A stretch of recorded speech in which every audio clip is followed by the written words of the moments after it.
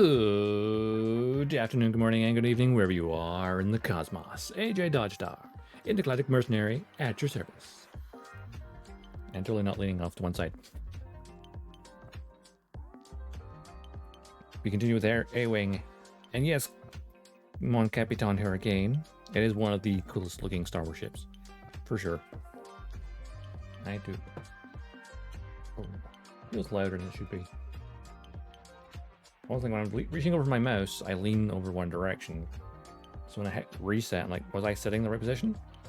There we go. Why does that seem louder than it should be? There we go. We're going to tiny bit. There we go. Should be fine. It's quite warm today, though. I'm sitting here. I'm closer to the window, so that's handy. But I'm also too close to the fan to have it on. Because I have the really wonderful issue where the microphone arm, which you can see the shadow of right now, would block the sight of, would block the fan when it's rotating. I had it like the other night. I was like, I pushed the microphone arm over too far over. Bleh, words. And so when every time the fan was doing it, I just heard this, and it's because it was bouncing off the edge of the microphone arm. I was like, whoops. If you're planning, well, I'm planning, but I think I'll snap build 10 paint. Try and do an early 80s SFX art proud. I'll snap this. I'm thinking the exact same thing, Cap. Is as I was building it, I've been reaming out the ports as best I can. So like taking the blade into the ports for the nub, the point, and just kind of taking off a tiny bit of material, so it should come out a little bit, just a tiny bit easier. Though as I assembled it, I realized there is some things will come apart easier than others. I actually already, when assembling it last time, I did pop off the cockpit from the main body, just to like see how well it came off. I did break a peg, but it turns out the cockpit doesn't need it really, because the cockpit has a very teeny tiny peg towards the back of it, but then the front half of it is on a slot, and that slot is perfectly fine to hold it by itself. It doesn't need the peg at the back. If anything, the peg at the back just interfered. So it fits and doesn't even budge at all. Taking it apart though will be like a challenge, because I don't know if you started yours, Cap. I think you probably did yours in stream as well. Like getting the front nose off, easy enough. But things to keep in mind, that red panel is part of this. So when you pop off this, that panel comes with it. But this panel is what worries me, because that panel locks in. So you might see the seam line faintly here. So this side piece, I think, might be locked in with this, which is now flush. So I don't remember if there's a piece of plastic behind this that would stop me taking this part off. If it is, I'm gonna have to figure out how to get that off, because that could be an issue. That being said, popping off this section without taking this off should actually be possible. It just might take some effort, because obviously it's the white part. The main white parts are obviously two bits wedged together, and then that obviously hides the seam line. Same with like the burgundy part, the stripe. It is one part at the top, one part at the bottom. This is separate. Though, you know how well you can see that in there. The detail inside this piece is made up of like 3 different parts. So there's the actual housing, the bit in the back, and a teeny tiny bit of slots in here. That might be a problem to take back apart. But what I'm glad though is that it's very easy to take the cockpit off. Canopy. Also, isn't it great when the roll bar is separate piece?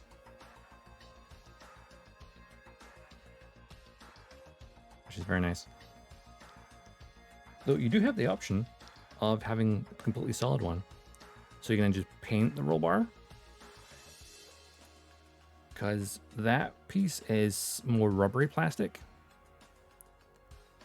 So obviously you can plop it on there. But it's also easy to get the pilot out of here. There is stickers for inside the cockpit. But like, it's putting stickers on an uneven surface. I'm like, no. Even with the water slides, no. I'd rather paint the cockpit inside there. Which on camera is just black. Actually, I haven't even turned my light on. I'm just using the room lights above me right now. Bright. Oh wait, that's not, wait, yeah, turn it down a bit. Even though the window's there, I had the blind open, so it's getting some light. There you go. That evens out a bit. That way you don't really see the shadows of, well, still a bit. It's dimmer than the one above me. Just because I don't want to blame myself.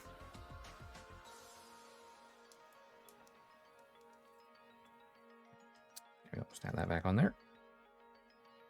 But it'll be fun to kind of take it back apart later. Because I definitely want to paint that cockpit, because it being pure black plastic is like the frame of the cockpit being black, that makes sense, it's meant to be black. But the inside of the cockpit, I feel like it should be more, like all the shots you see look more gray.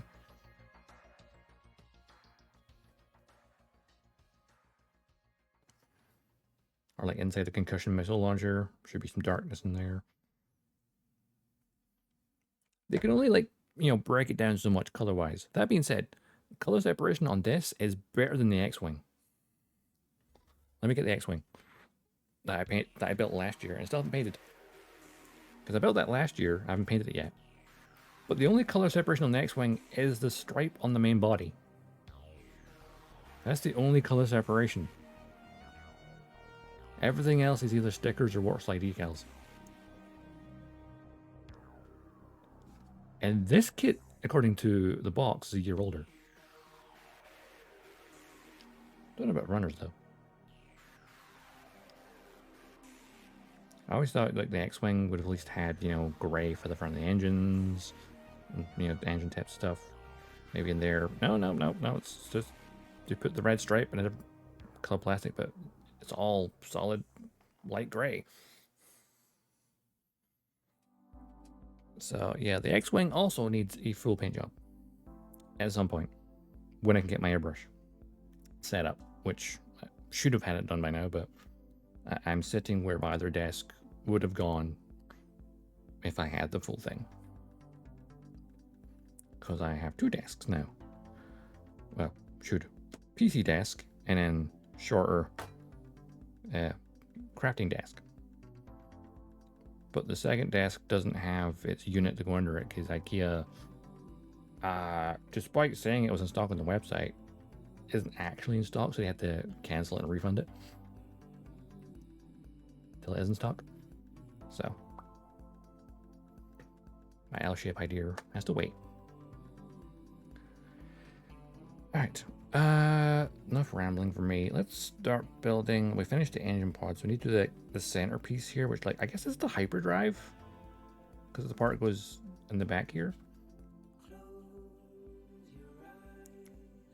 You also got the main engines, and it's got those like smaller engines in the center, which feels like it's the hyperdrive, maybe.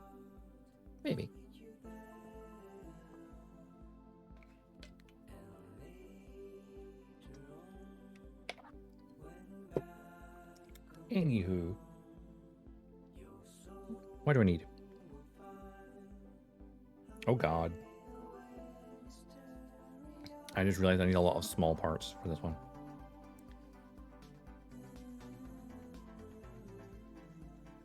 What's the main part? That's the main question.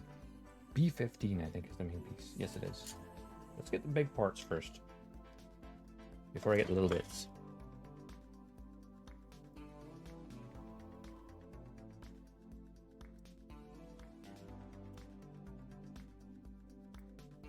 But I always love how Bandai reproduced the surface details so beautifully. So I need this, which will be in that orientation. I'll grab all the B parts now, I guess.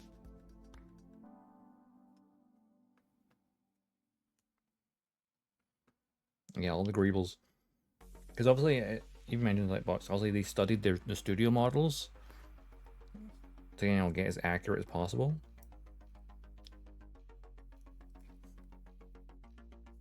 Which is funny though, because especially on something like the Millennium Falcon, like all these ships, the studio models would have been much larger, and so the parts on them, the greeblies, were from other model kits, because that's what, you know, model makers would do. Just grab bits and bobs, like, oh, there's suspension of a tank. That looks good there. There's some piping from this thing.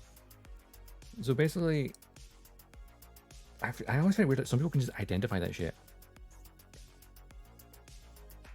So there's probably literally parts on these Bandai models that have greeblies that are actually off other Bandai models from back in the day. Actually, was it Bandai? Was it around back then? X-Wing from the Drag Racer? Wow. Yeah.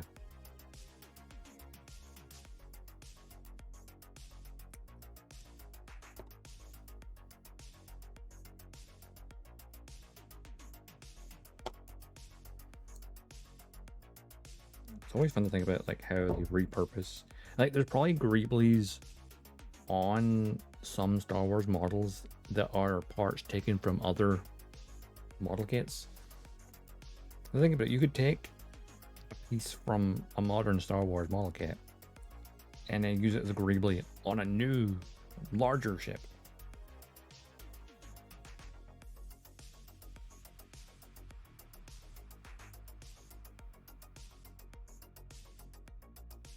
I need runner.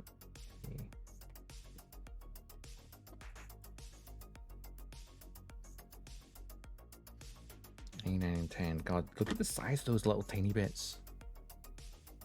These little pipes. It's weird that you got shit that is this small and barely visible in the camera. And I'm going to leave those until I need them, I think. I'll do the rest of the assembly first.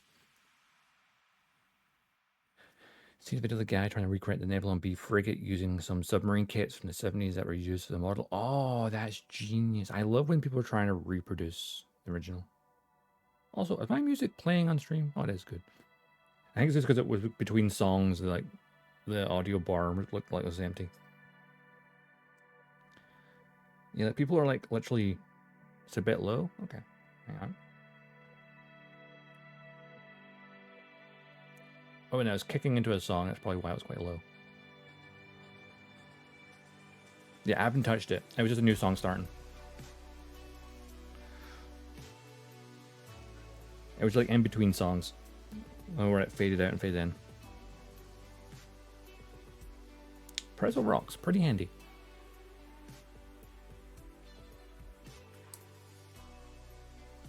But no, yeah, people trying to recreate the original models with the original, you know, things they found. Like, oh, this car model kit from the 1970s that isn't in production anymore. So they could probably buy a vintage model kit just to find one part for a greeble. Because I know I've been watching like Adam Savage's Tested. And like when they go around talking to them like other model makers. God, why can't I speak today? But like, of course, all it takes is like one person to track down one of those kits and then reproduce the part for everyone else.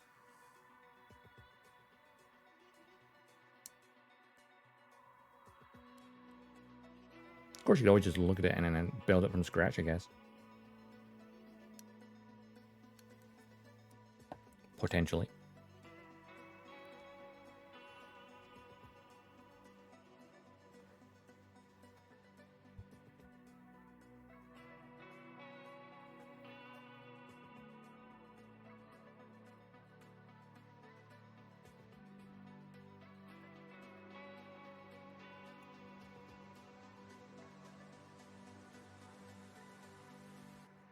Ah, Universal Greebles.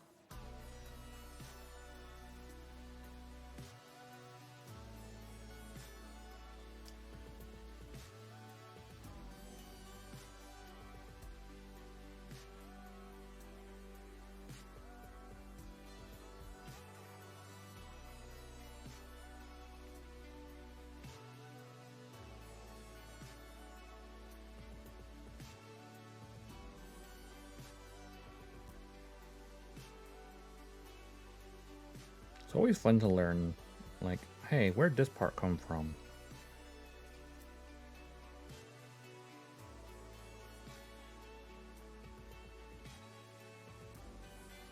I think it's why, like, I'm partly terrified to even just build the Y-Wing, because the Y-Wing has all that exposed piping.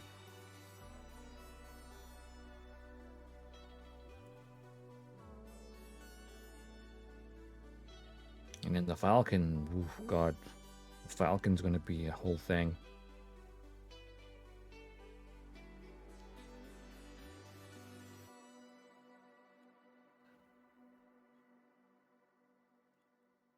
The Falcon's going to be a glorious challenge when I get around to it.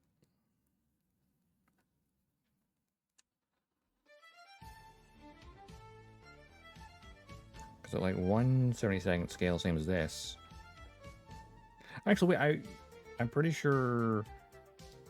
I remember it states like how long the Falcon is. So this is an A3 cutting mat, right?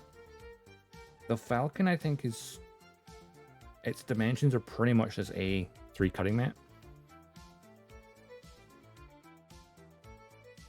It's pretty much the Falcon. Big lad, yep. But you know what's also kind of crazy? I was looking at with Dune Awakening coming out next month. I was like thinking with the video game that's. I was thinking about, oh, you know what? I wonder what Dune model kits there are. And I was like, oh yeah, there's ones of the Orthanopter. The 1/72nd scale, same as this, Orthanopter, has a 72 centimeter wingspan.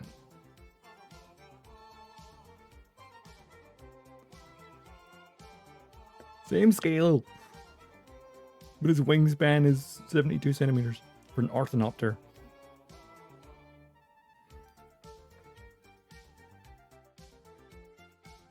By comparison, the fuselage is meant to be like 32 centimeters long.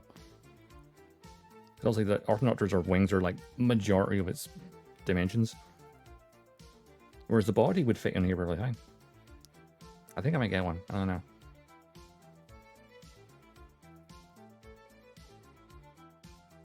Or I could just get the wee smaller ones, maybe, because the ones that are like this big, but are like maybe 300 something scale. Just have a wingspan equivalent to the 1/72nd X-Wing. Orthanopters have really big wings. Or, I mean, they're long and thin, I guess, so not really that big.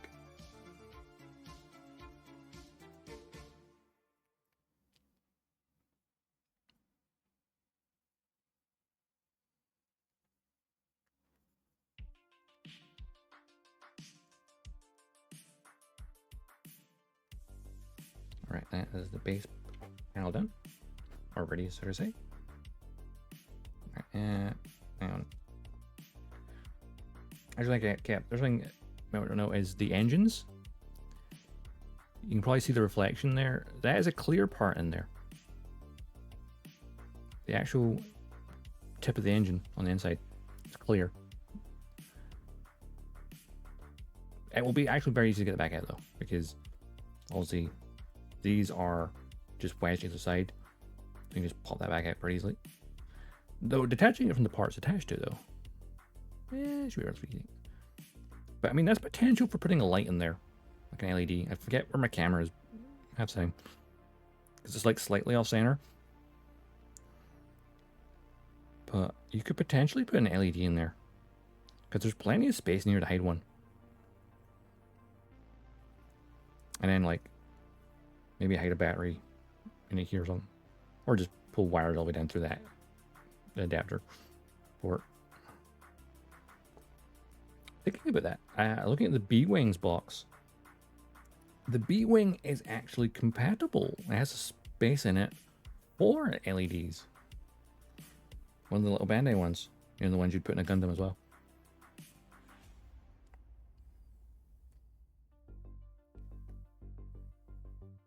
So the B-Wing's, I guess, the only one designed for it. Well, that and the Falcon.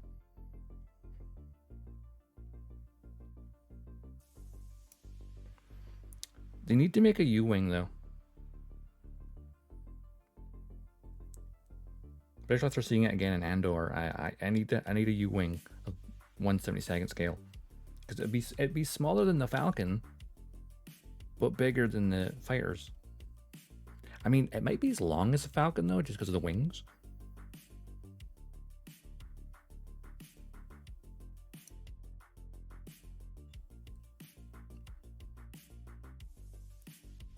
Half-Full Alphabet Squadron, exactly.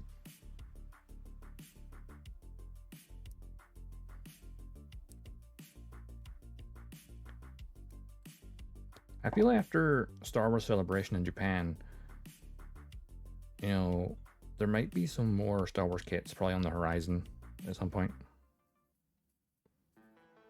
Because I know at the convention, you know, Star Wars Celebration, they had an X-Wing that also came with R2-D2 kit as a set, as well as a Clone Trooper that also was a special edition, which had the water slides to make it the soldiers that were with Ahsoka at the Battle of Siege of Mandalore, which I think are now available via Bandai.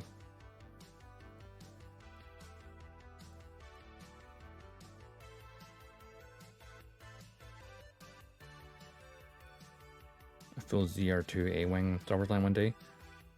Oh, that the one from the sequels, isn't it? The R2. This is the ZR1, yeah.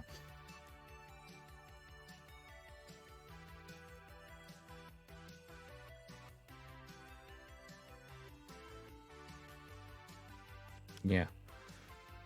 It's funny how the A-Wing pilot in Last Jedi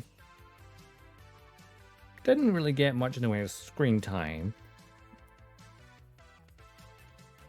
But boy, is their hero unit one of the best ones in Battlefront 2.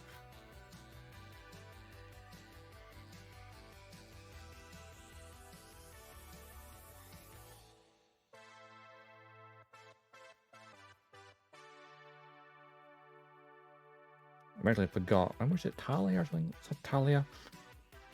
Was the A-Wing pilot? I can't remember exactly.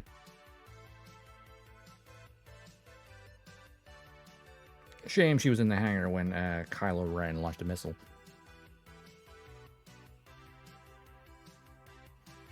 Poe was so close.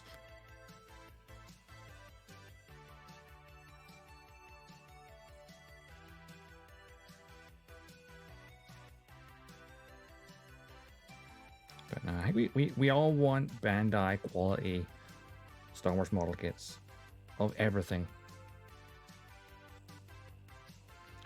Oh, actually, you know what I would want? And it would probably be quite large. Other than the U-Wing, which I already said. Arc 170. Because Arc 170 is a pretty big fighter. That thing's heavy fire. Because it's got the pilot, the co-pilot, and a tail gunner. Ooh, don't drop that.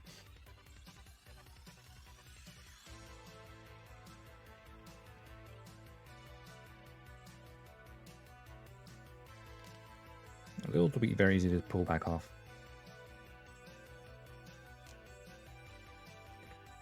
Why did my phone vibrate?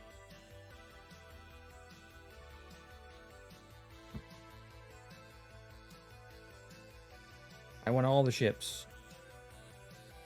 And seeing as how the TIE Avenger is now canon, it gives the TIE Avenger as well.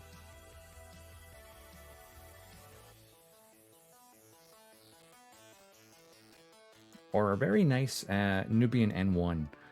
You know, and maybe, you know what, Bandai, just chrome plate the front end.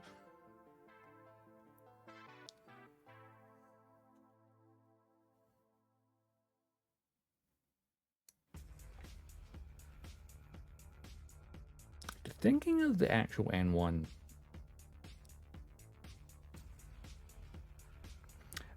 Yes, that's exactly, Cap. I was redirecting to that very thought. So, Mando's rebuilt N1, I think exists as a Rebel kit already. But during Star Wars Celebration, some eagle-eyed people noticed, and I've zoomed in on it as well. In the Bandai display cases at Star Wars Celebration, in the far end cabinet, which was the furthest from the camera, it looked like Mando's N1. That kit doesn't exist yet.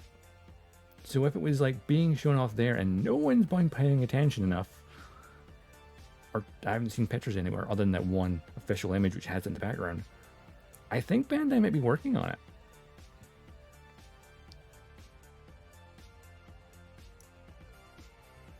Because why else would it be in the Bandai cabinet?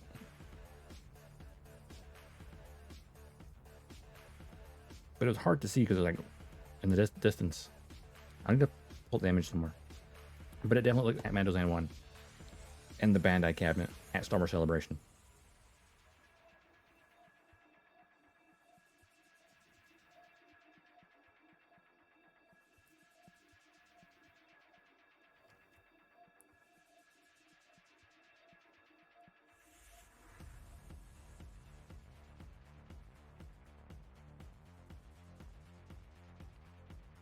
I'm going to look at that image later.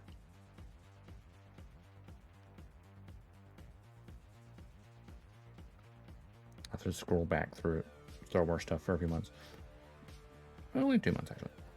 No, Star Wars Celebration was in April, so it's fine. Not too far to look back.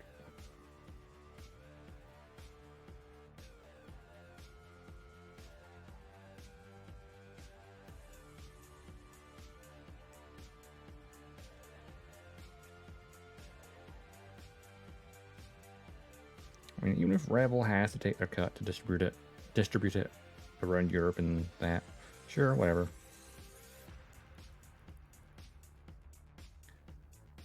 We just want more Star Wars kits by Bandai, because Rebel, yours are, well, cheaper. Maybe.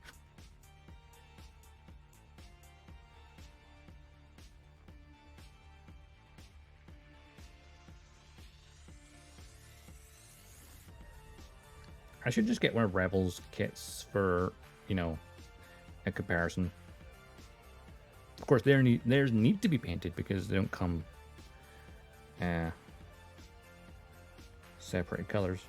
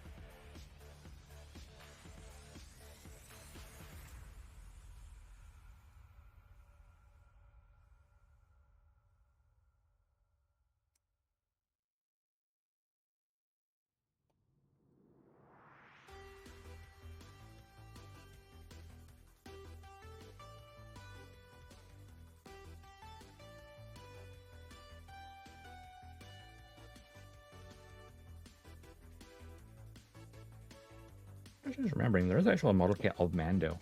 There's two versions. One that has got, obviously, a metallic coating for his Beskar.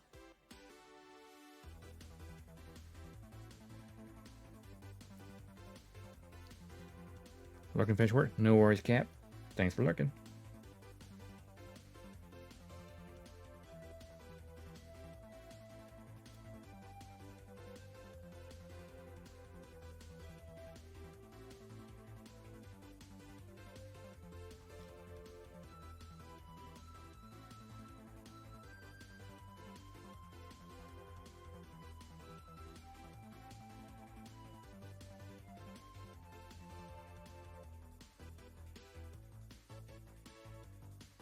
Where's that nub? There's that nub.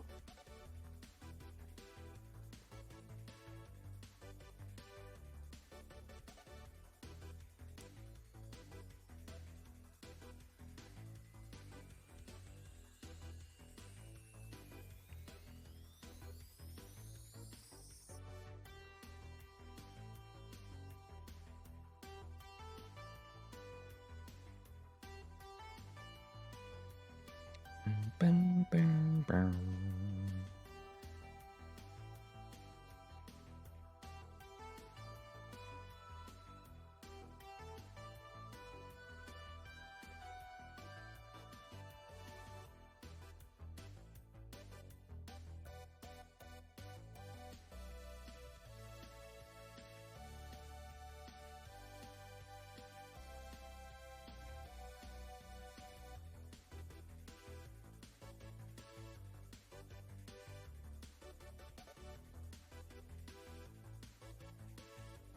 Okay, engine number 3.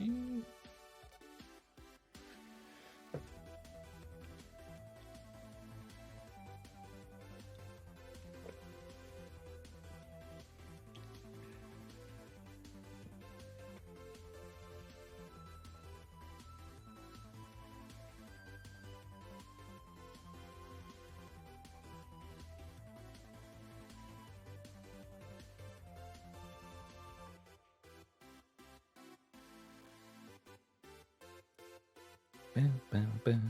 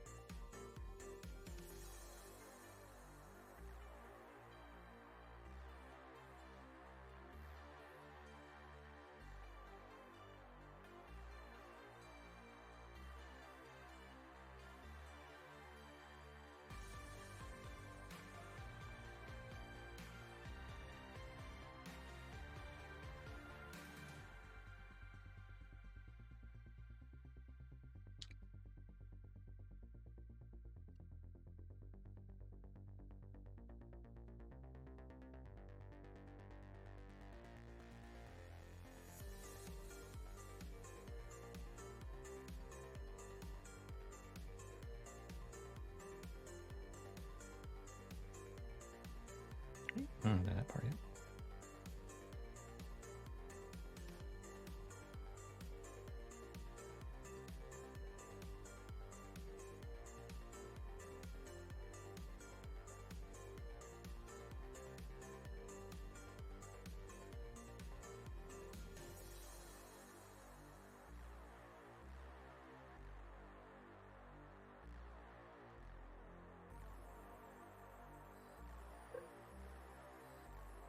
Ooh. Right. Okay, make sure this way around. I need number A, 9, and 10 now. Okay. These parts are very small. Very, very small.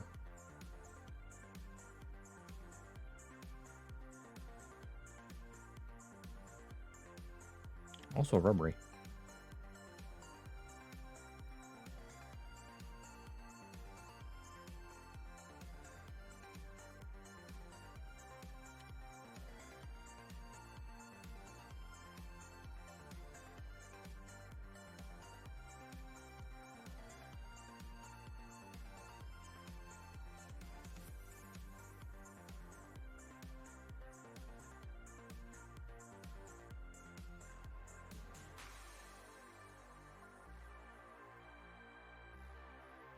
I should maybe invest in a magnifying glass.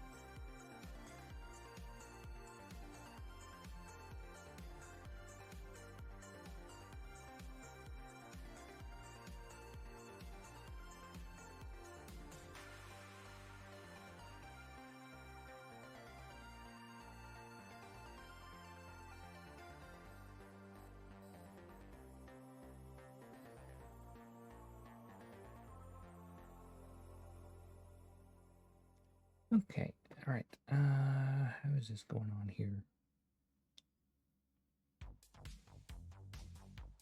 Oh, I see.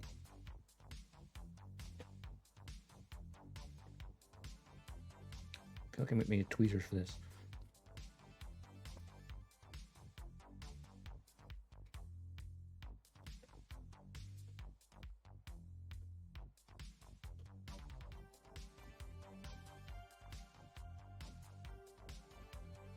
Yep, I need tweezers because that goes there.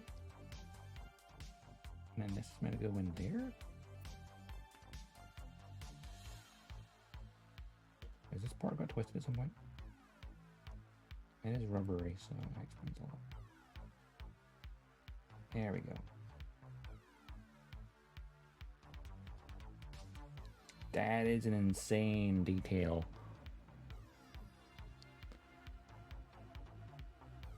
That's why that had to be rubber. Because you have to getting an actual piece in there. That's on a larger kit that would be all right, but on the studio model, that's probably an actual, an actual cable. I'm not sure how secure that is though.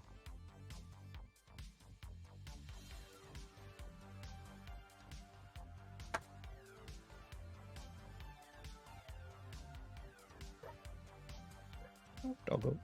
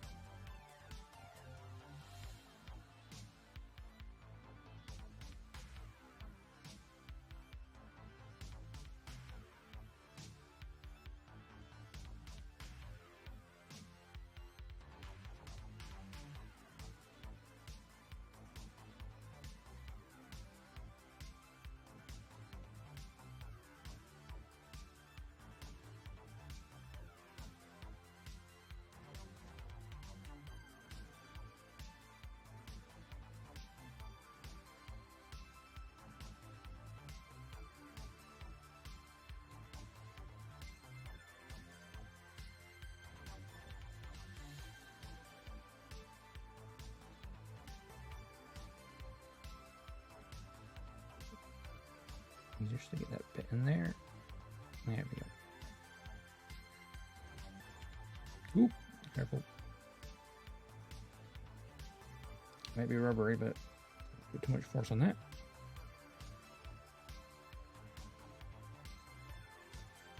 That's crazy.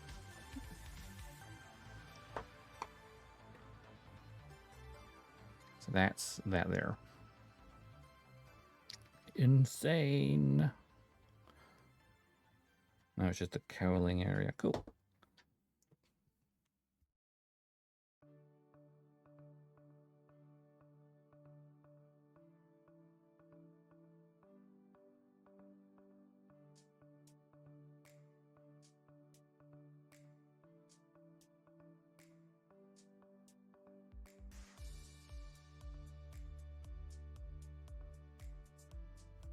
My water closer to me. Not water for just same thing. Hydrated fluid. B runner. Still think that's funny. This is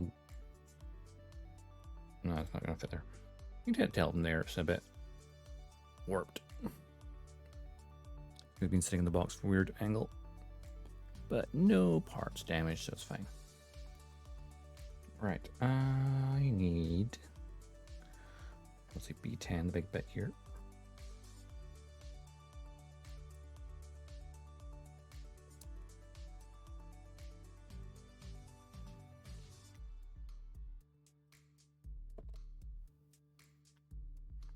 And then 18 and 19, just down the bottom here.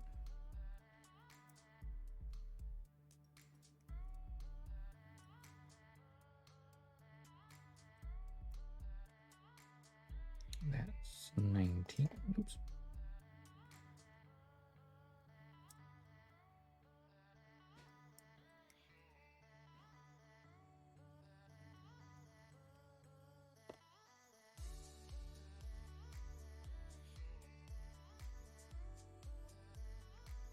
I mean, they're the tips of the laser guns. Which, the tip of them will have to be painted because, well, there's a sticker for it, but it won't look as good as actually painting it.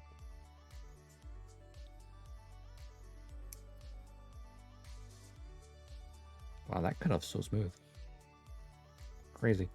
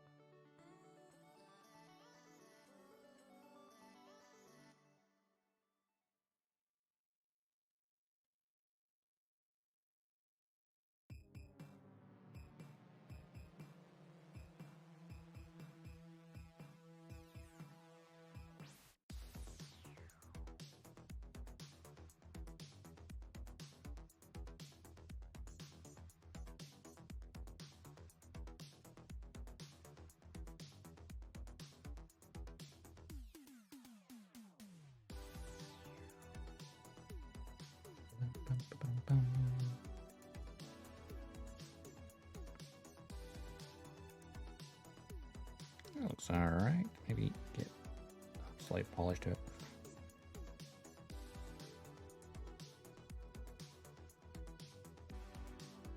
There we go. Now the top part, which is like, you can barely see that. I can like feel it. You can't really see it. That remains the nub mark, which is always a good sign.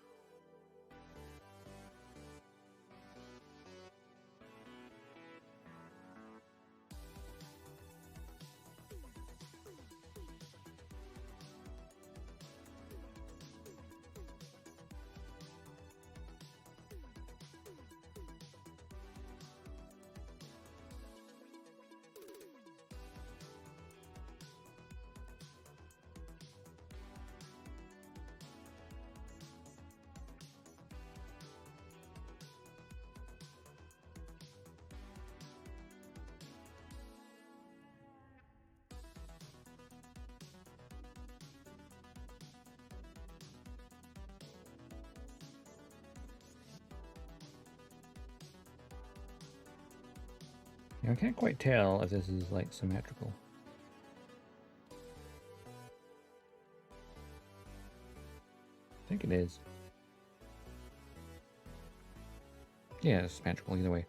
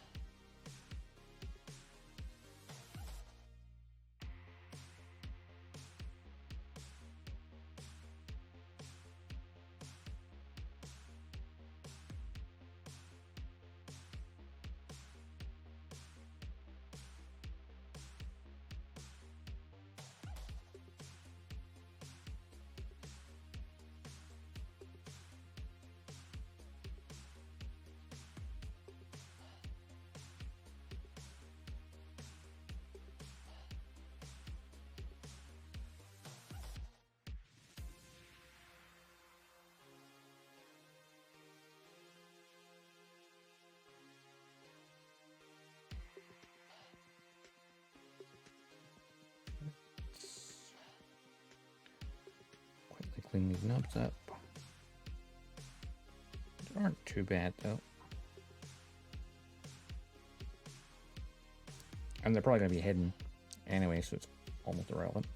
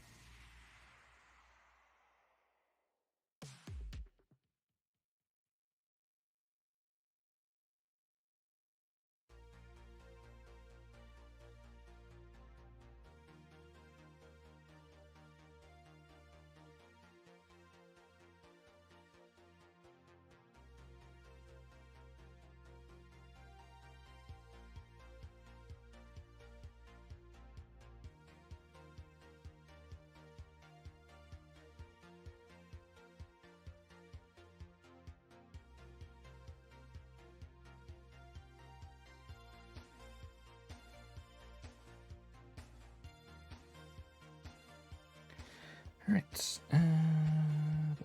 move on to here. Two small bits going together is always fun.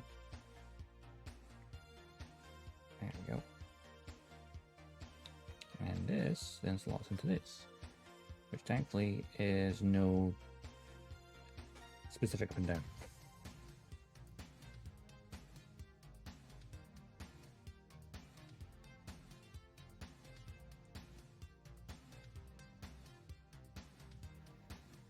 Oh, I see, like the slot at the end.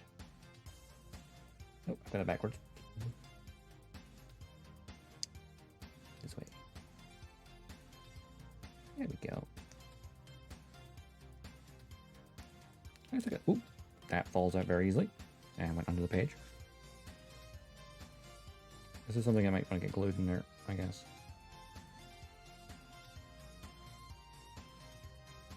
Maybe.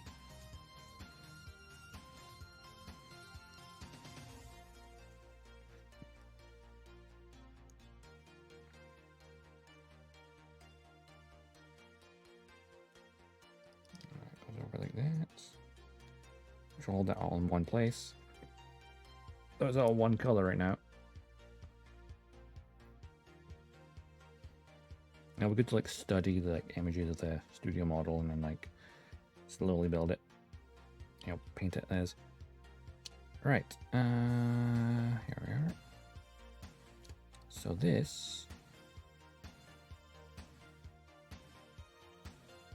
pipes facing upwards, notches facing downwards. So then this then slides onto here.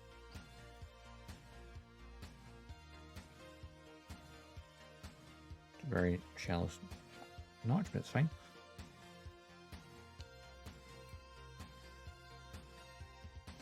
Slide onto there. That is not the most secure, but it's not meant to be. It's just meant to hold it temporarily until we slot it in the back of the full thing.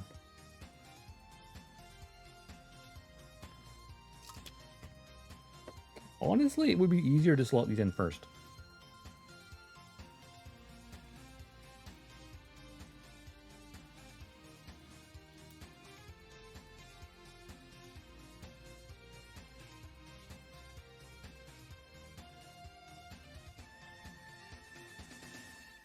And then slot. Oh, wait, I see why it didn't ask me to do that. Never mind.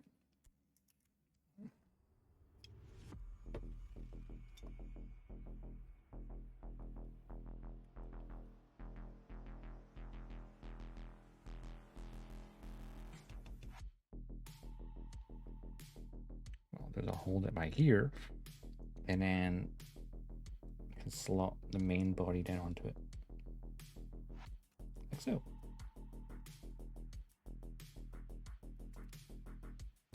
It'll make it easier, more difficult to pull these engines out later, but we'll see. Okay, we have the main body of the A-Wing.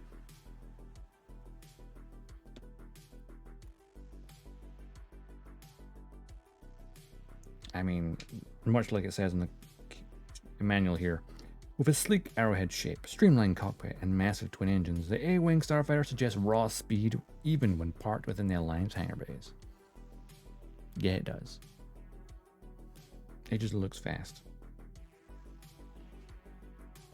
What's the matter with the back there? Even though I don't have any extra color in there, it's also the inside of these rings will have a bit yellowish to them.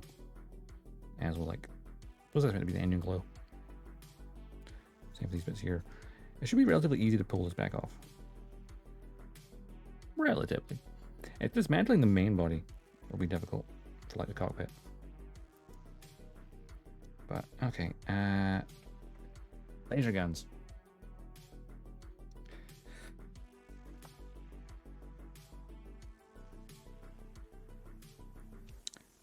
B9. The barrels.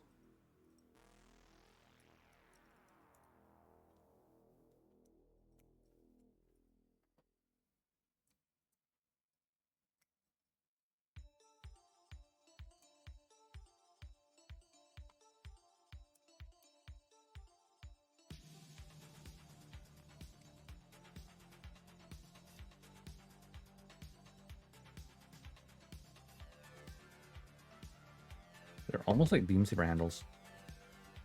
Almost. And with that, the Beat Runner is finished.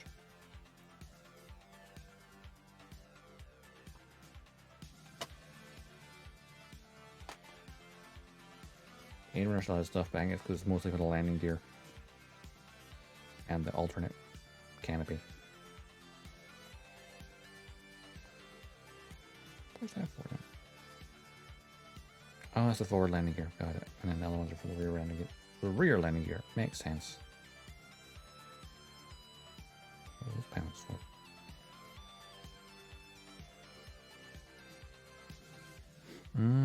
I see. Even though it's not telling me to do it right now, I can see like that's to cover the hole here. But those are the two panels to create open hatch. Just like that's covering the holes in the wing, and then those the open versions. Got it. All right, bring this right now anyway. We just need a wing, laser barrels, and the ads are about to run in like 50 seconds. So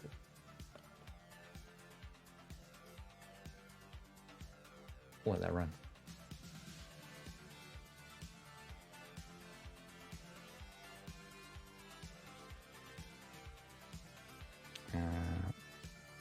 Runner C, and these parts 12, 5 and 6. Okay, I have to figure out left and right.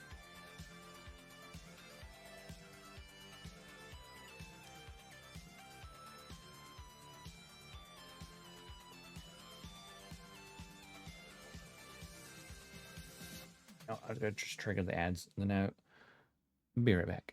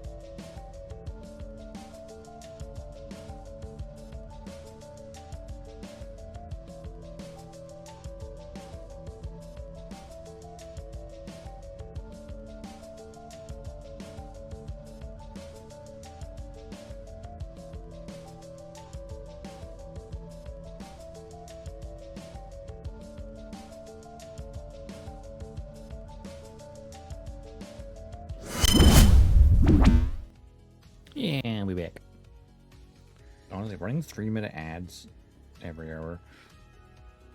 God, even I get bored.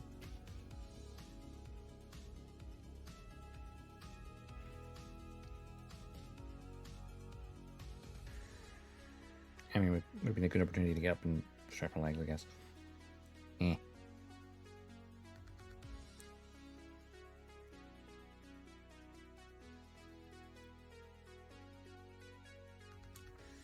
Right, 5. Ooh. That fell on the floor.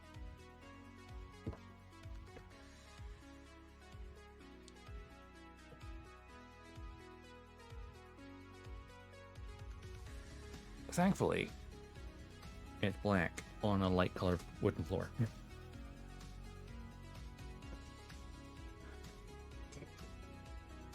So it's very easy to find. Alright, that's for this side. And then number 6 is for the opposite side.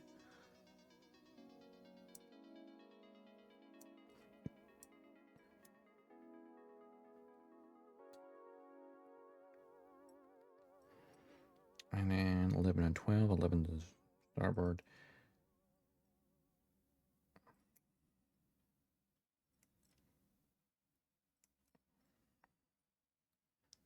Starboard.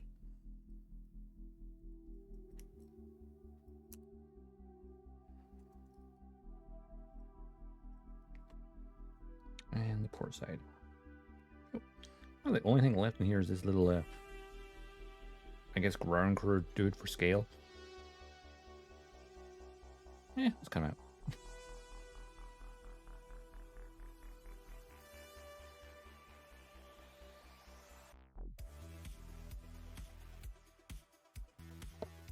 Here we go.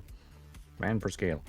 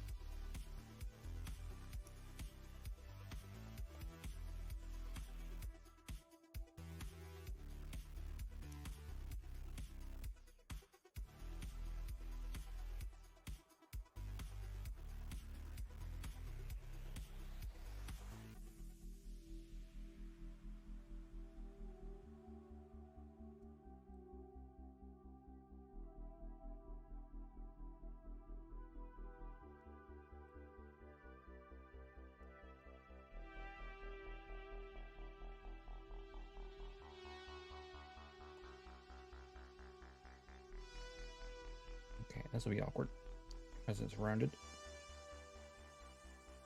If only I had a beam saber blade handy.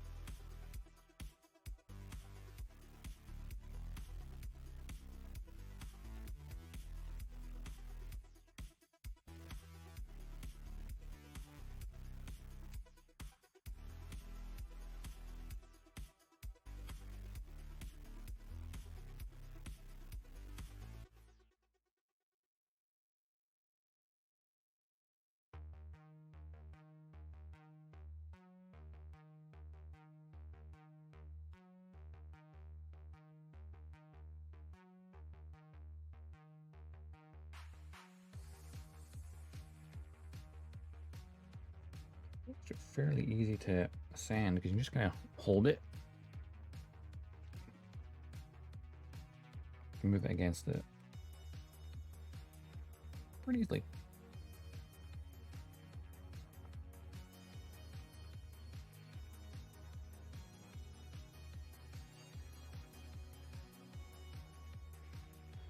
So that barrel tip needs to be that color.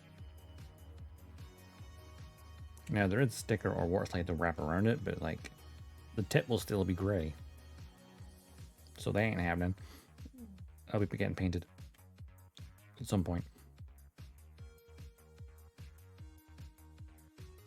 Of course, getting that color is going to be the tricky part, I think.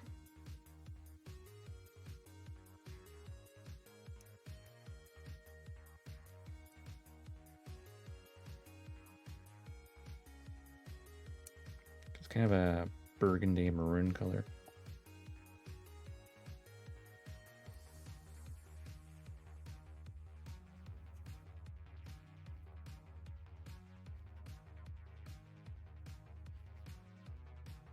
You know what's always funny about this color scheme on the A-Wing? And it says on here as well on the manual. The A-Wings we saw in Return of the Jedi are Green Squadron.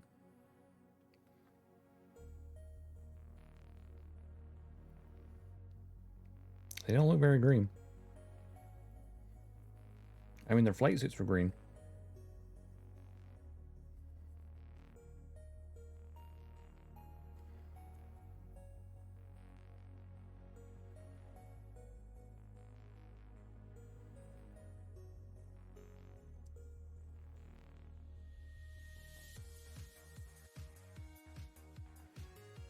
But no doubt, much like Blue Squadron and the original A New Hope, the reason it's not Blue Squadron, it's red and gold, is because Blue Squadron, the markings, they have blue screens. So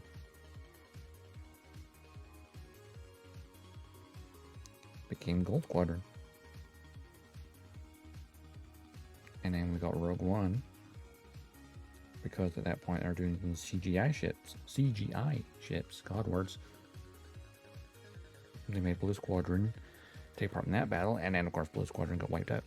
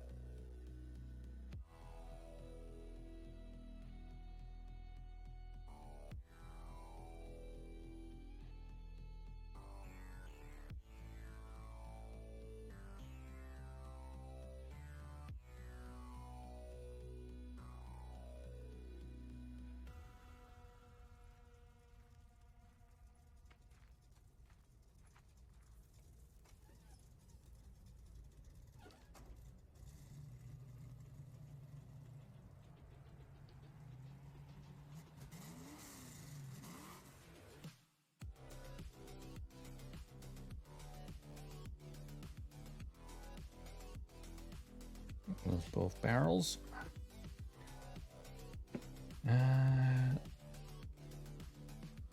We'll get one side done and then do the other one afterwards. Now I don't get confused which one's which.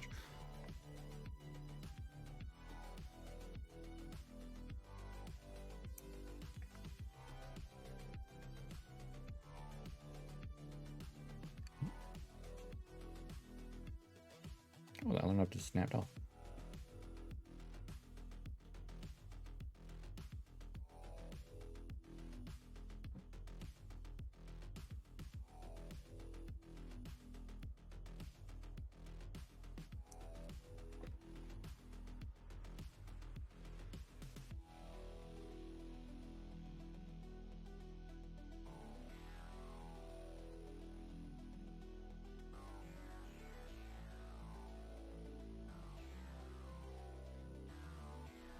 Give me a second.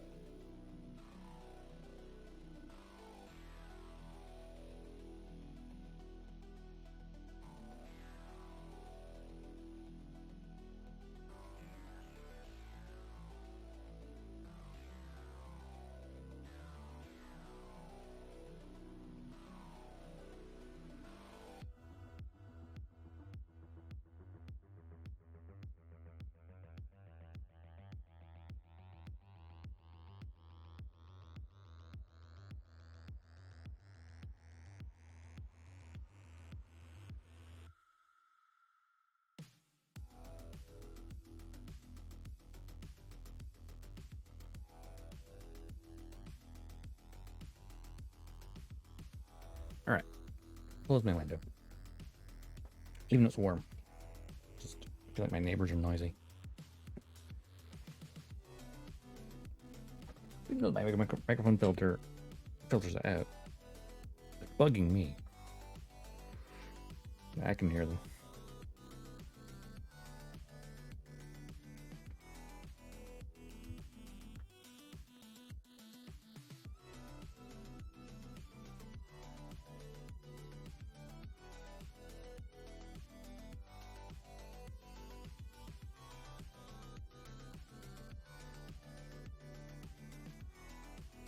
That one really sanded because it's going to be slowing until apart. That one that snapped off though, that nub might cause an issue.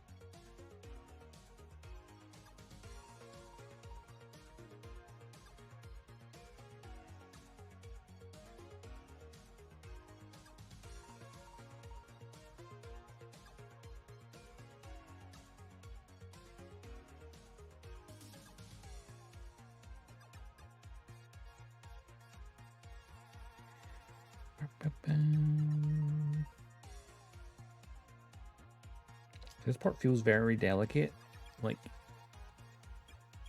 very, very careful when sanding it. I'm bracing it with my finger. I don't want to accidentally like bend it.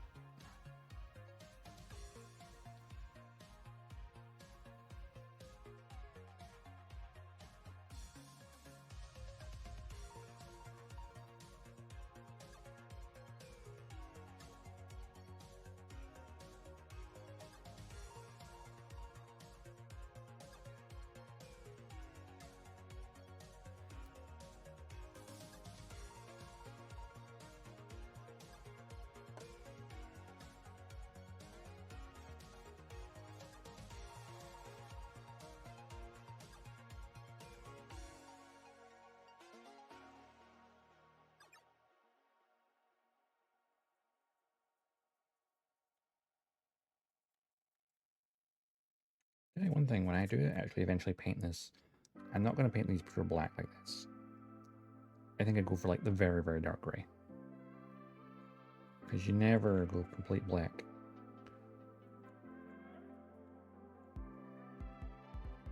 I feel. Just depends on the specific model, I guess.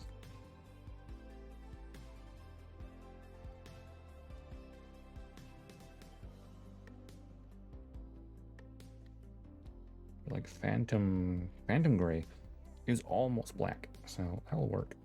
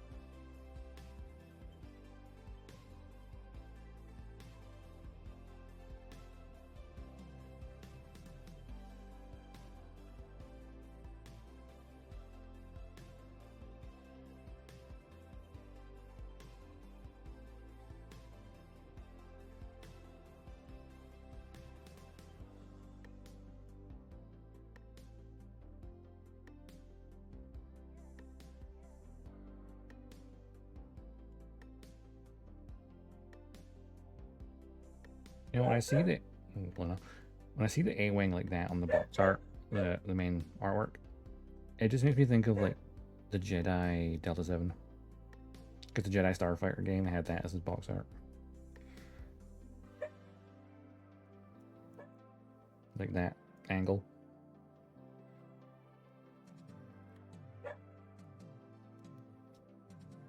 Here's Luna.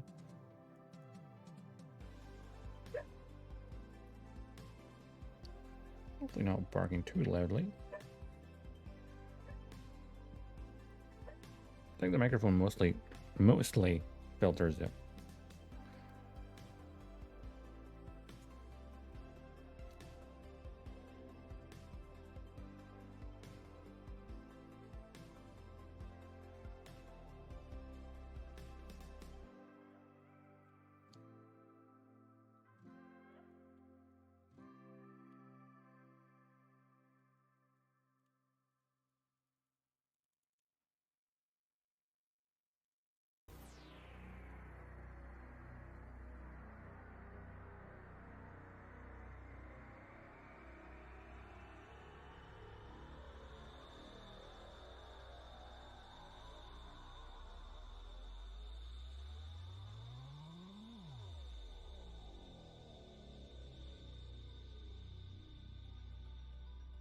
Right.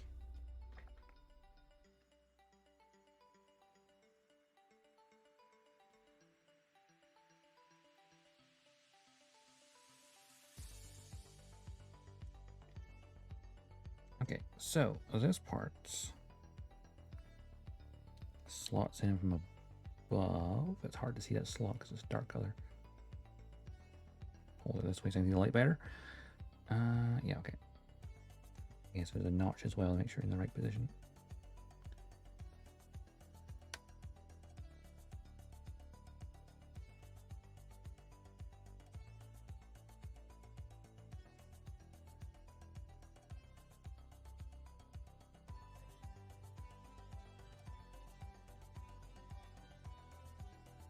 And then take the barrel.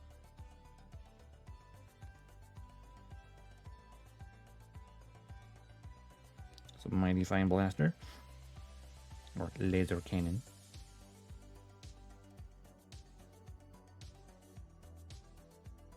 Perfect for shredding TIE fighters.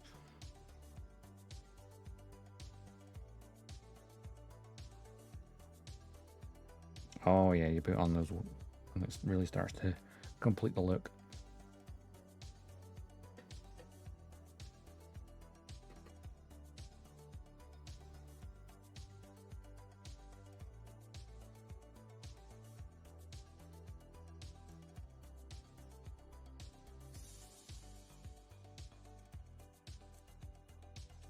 Pinned off. Not ideal.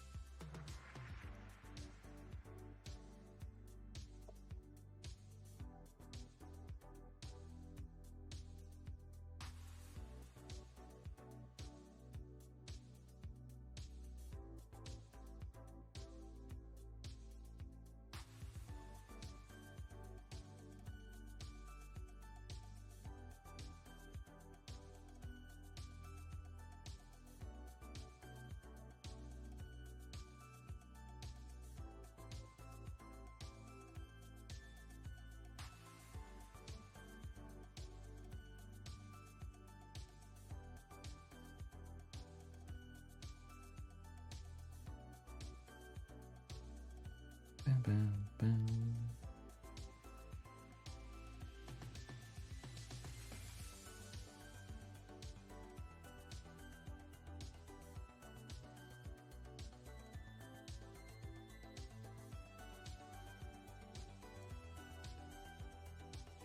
Yeah, that was very tiny.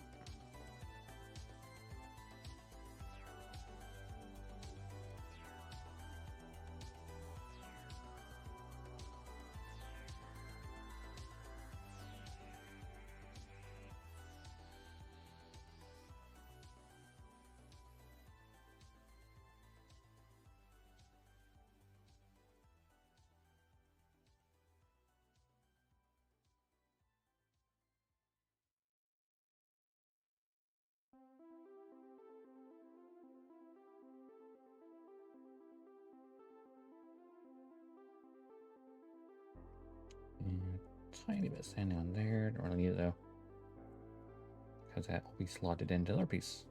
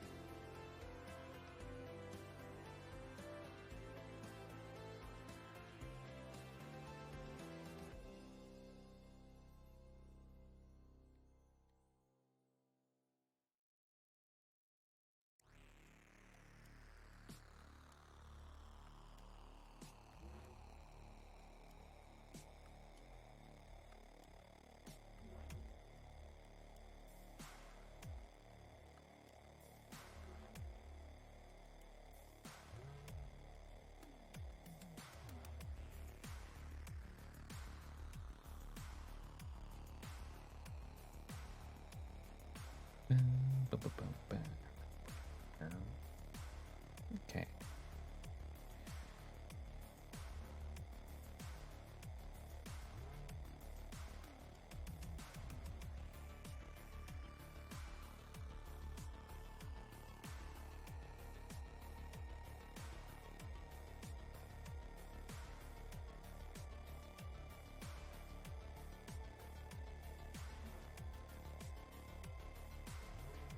Right now, this part need to slot in to here. Turn the dust away. It's hard to see this. There we go. And the barrel of glass. The thing is, like, these are mostly color accurate. It's just the tip. There should be this red. You know, the burny red. And there we have our laser gun. Wow, that feels very loose.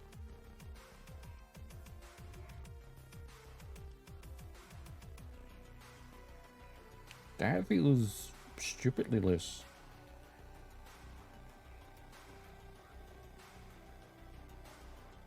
I know they're meant to be like... I didn't even sand it that much. I just sanded the tip of it.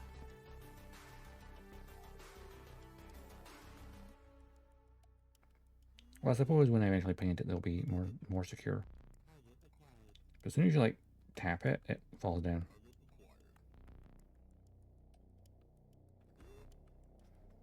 Interesting. They're easily knocked.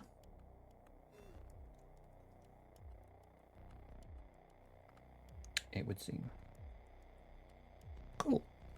Yeah, I'm just gonna ping this guy while it's here.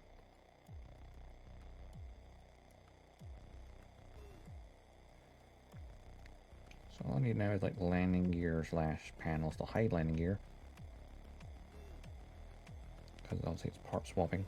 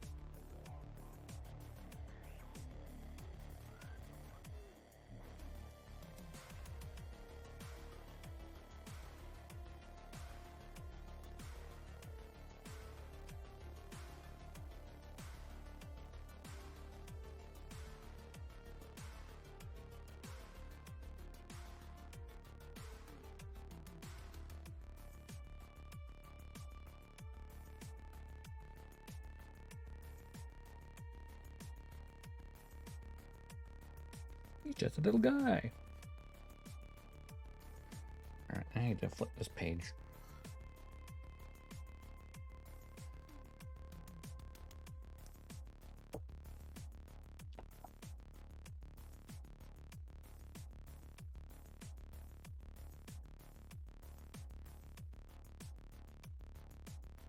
We can get to the landing gear and stuff like that.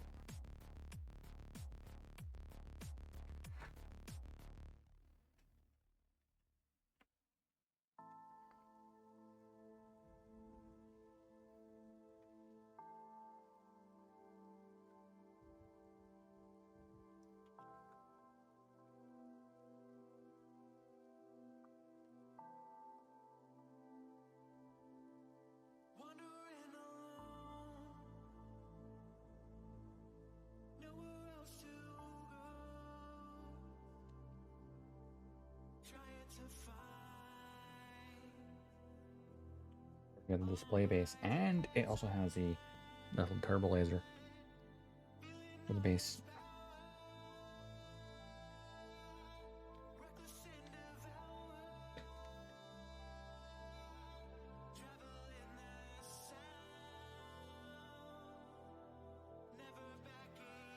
Alright, we need our landing gear covers.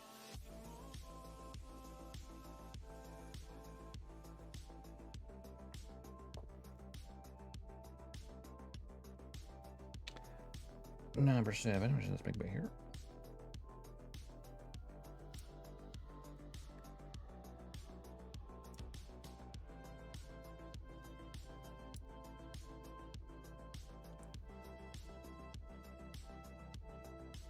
And 26 and 27.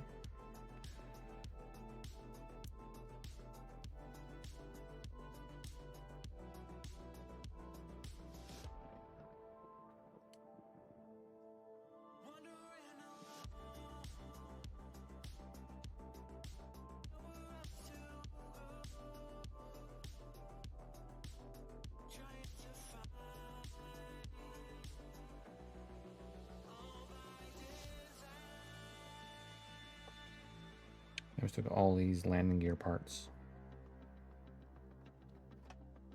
which are cool. Gives us options.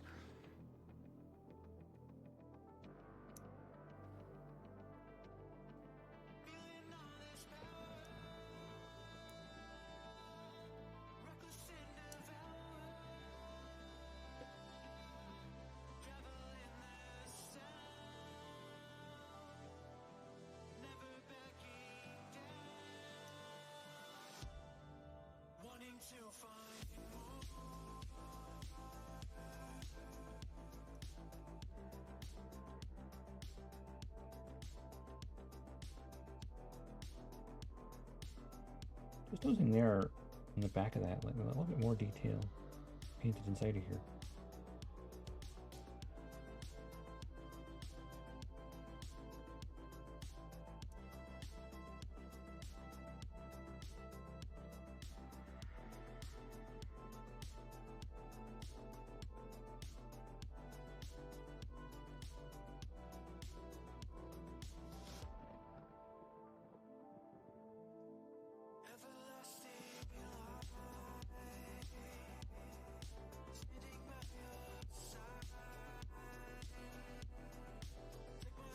flip you over for a second.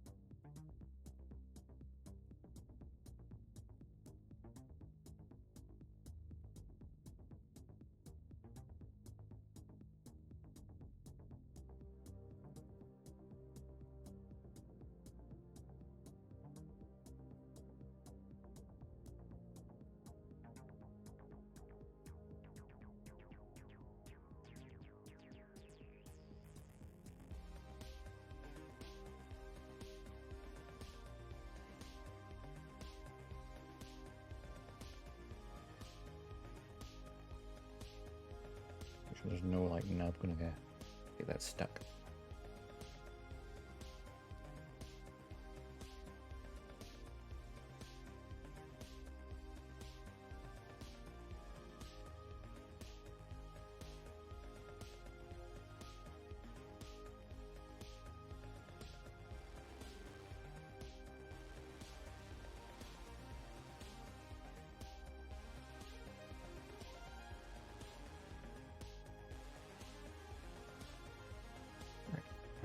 Front panel going on.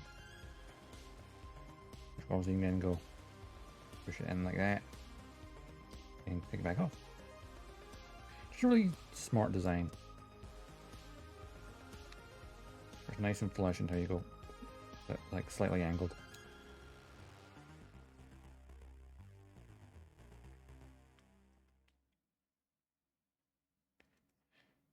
Still got all the ports in there for like the landing gear and the doors when they're open.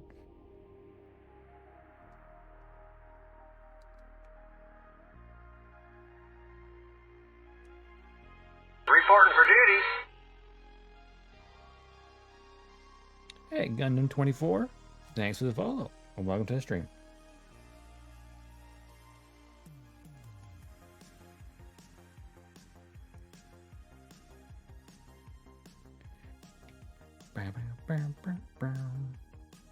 Where's this for again? This side, go.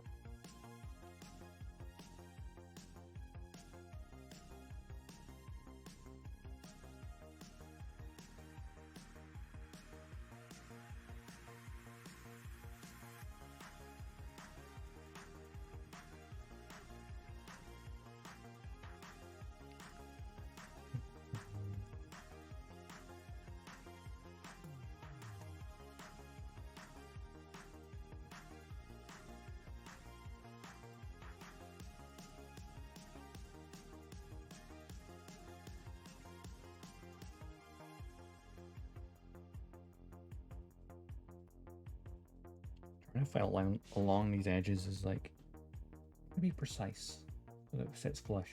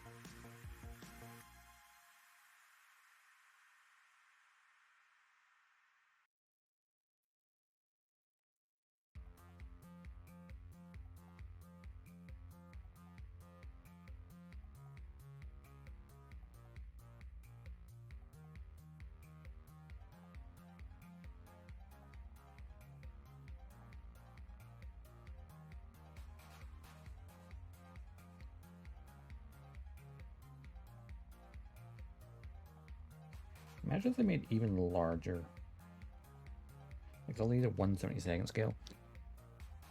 Imagine if they made like 1/30 of scale fighters. Give me a 1/12 X-Wing stat.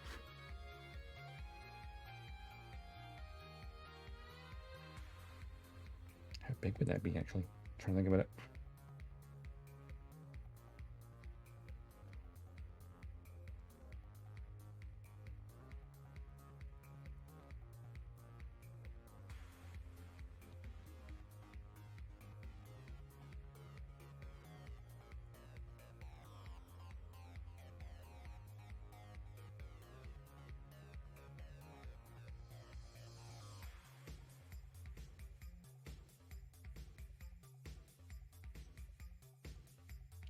So this is this panel.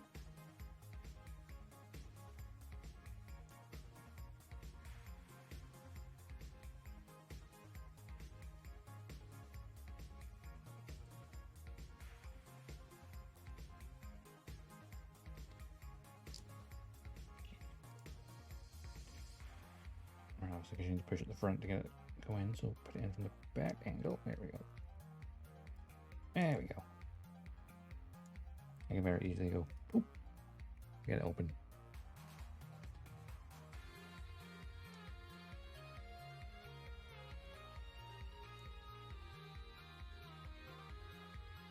Neat. A-Wing. If you want to go fast, get an A-Wing.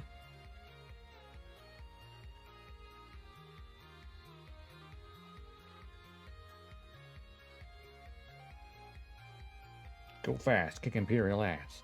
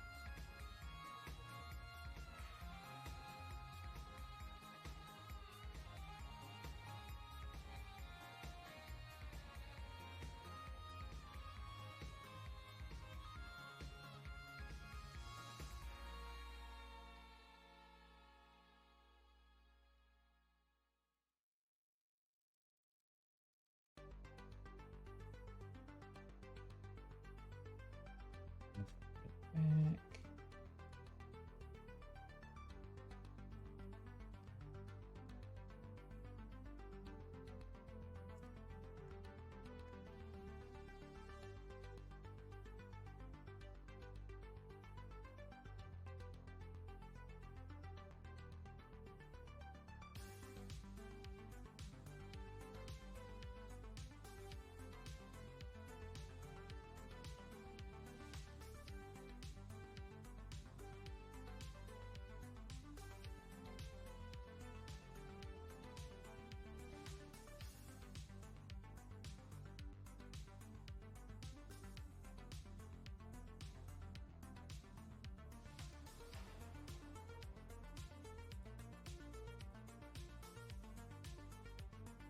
And plug that into here.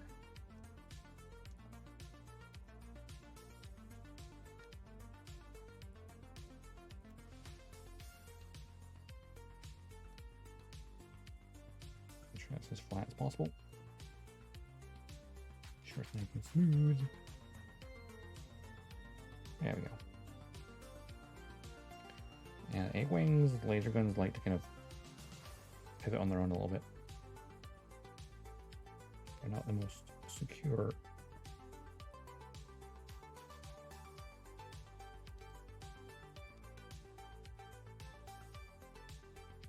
There we go. Now we can get the display stand.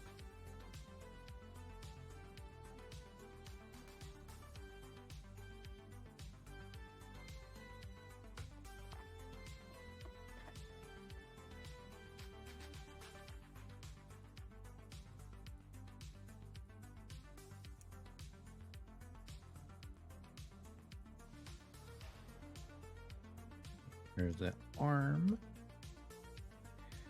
93 and 4.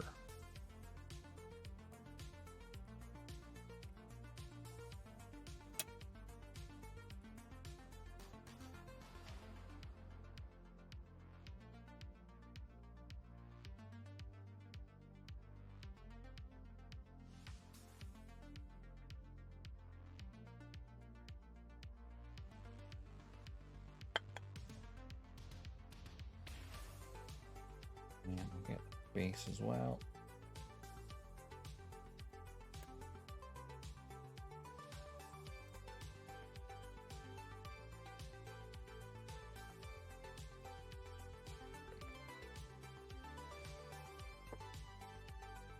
Of course, all the parts are still on here for the little turbolizer tower, which will be neat.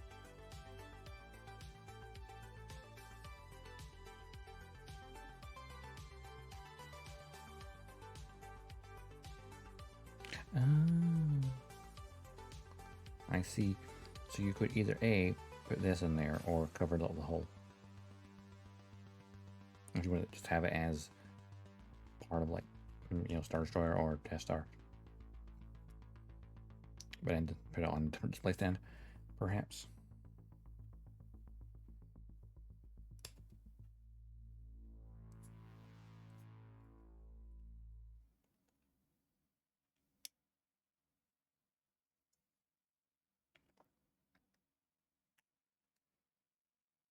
Much like how the X-Wing came was with the exhaust port for firing torpedoes down.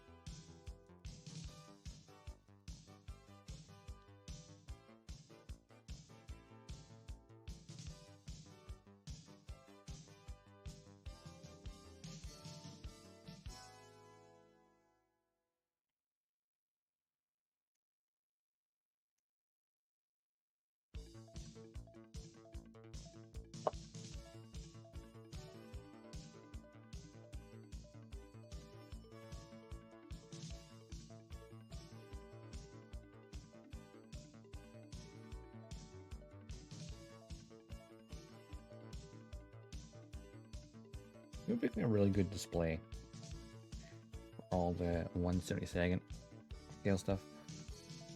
I'll have all their landing gear attached, and then just have them like in a Home One's hangar, like Rogue Squadron.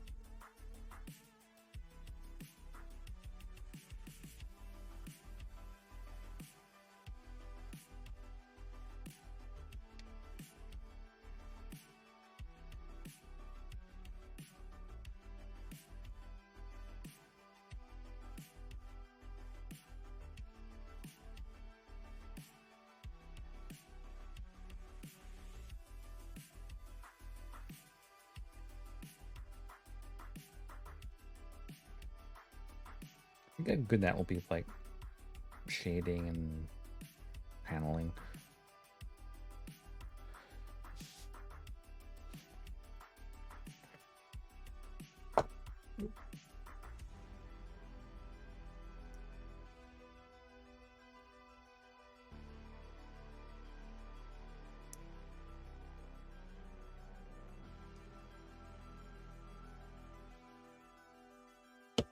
Oops. Slipped in my hands. There we go.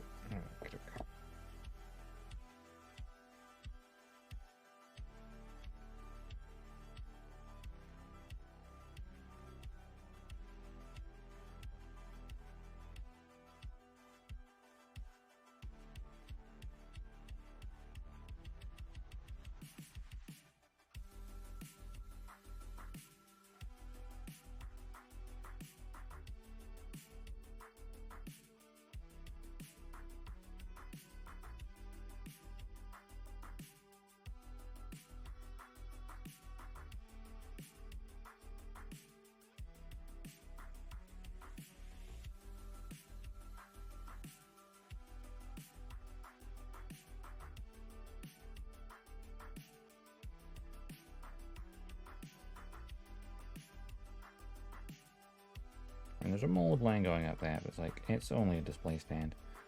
Doesn't really matter.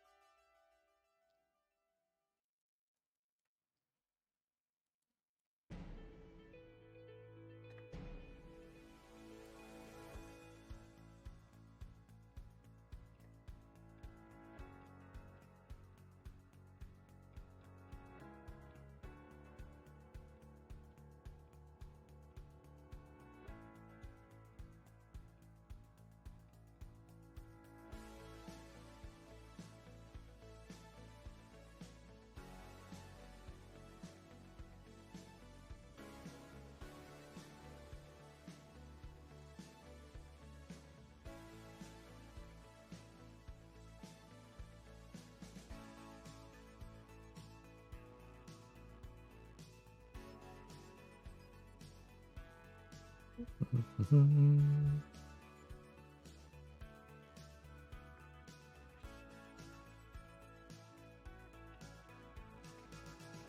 see, where are all these nubs? There they are.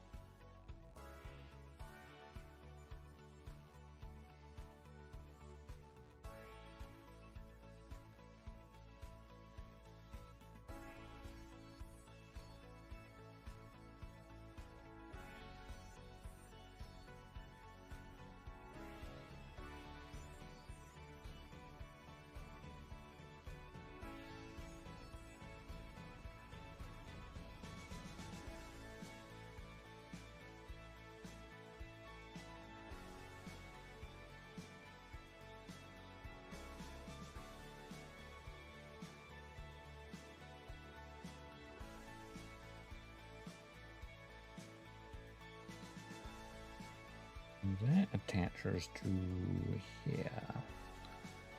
Oh yeah, with the notches.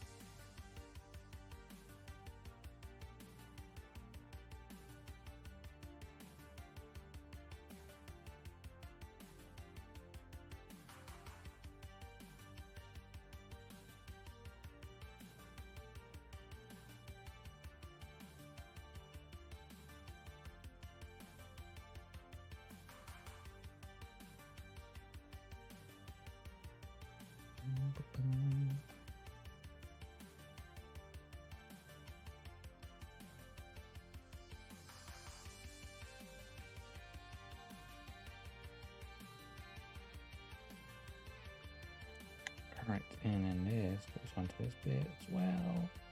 Again, there's a notch. You have to then have the notches done when you put it on for it to actually work. Hang on. It's going to be a very secure stab. It's not going to be the most easy to change positions on it. Okay, I put that notch to one side, so it's angled. And then angle that one up as well, so it kind of has a banking maneuver.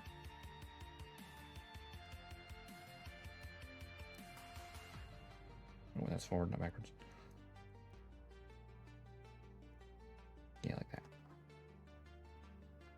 And we'll pop this onto here. And then our A-Wing, whose laser cannon just flopped forward again. Onto there. I have to do something about that flopping around. I mean, when I paint it, then it'll sort that problem.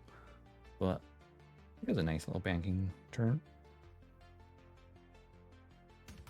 Much like my X-Wing I built previously. But much like the X-Wing, they both need painted.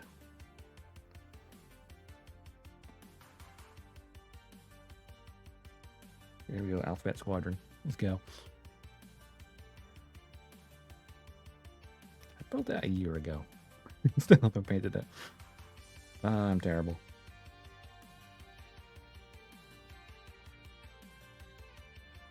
I'll definitely paint the A-Wing first, though, because it's less complicated, because it doesn't have the moving parts of the wings. But we still have a turbo laser tower. And adverts are about to run in about 10 seconds. So I'm going to take a break, let the ads run, and go to the loo, get some water and whatnot. So BRB.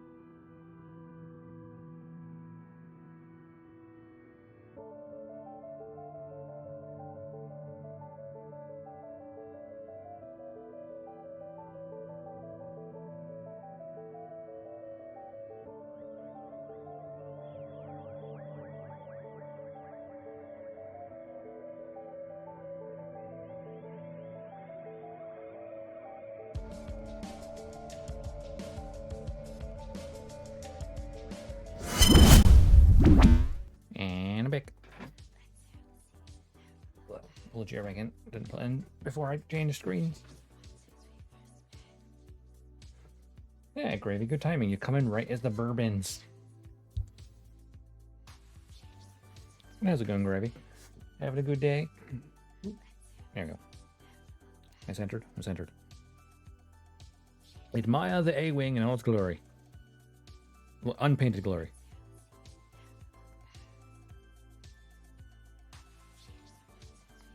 Tiring, good food heals all, right?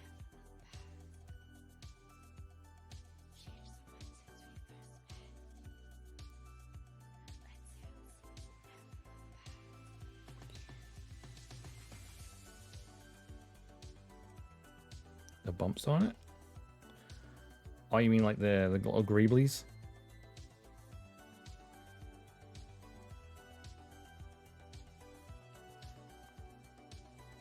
But I think you like the little shadow dude. Shadow man for scale. It's an angle. This is how tall a man is compared to the A-Wing. Even though there's a person in the cockpit, but yeah. Pilot's in there. I think it's meant to be like ground crew if you put it on the ground. Just have a wee shadowy figure. Like, for scale. Now, we also have the option for building... why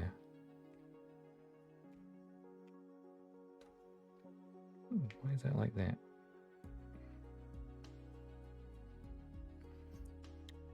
Building landing gear also, actually. We have lasers.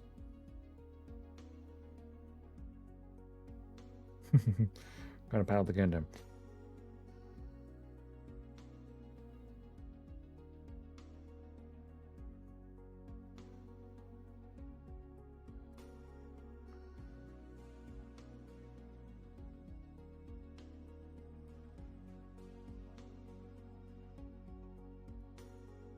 You know what's funny about these laser blasts is how they're the complete opposite of a beam saber. The end is larger than the... These would be actually, if I don't use them on this, these would be handy for like potentially repurposing for a beam rifle actually.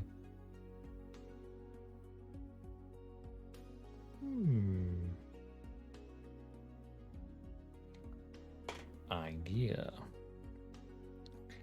Because obviously they are thicker at the opposing end. Yeah. I don't know why. I think that tip looks smaller than 3mm.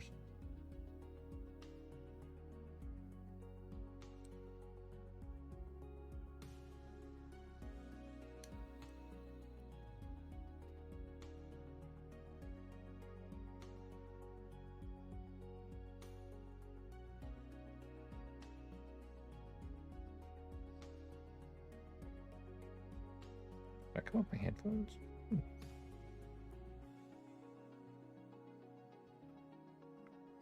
You may not purchase, you will regret once. I have to pay for it in the next half year. Ah, so you pre-order something.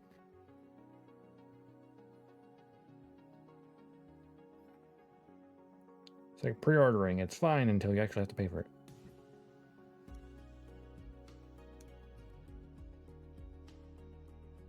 What did you buy?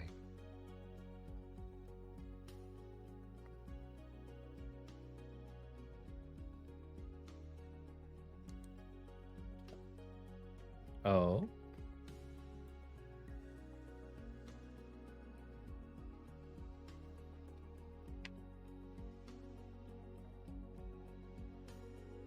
Short pre-order. Okay. Like, we're getting this in stock next month, but I'll pay it. Got you.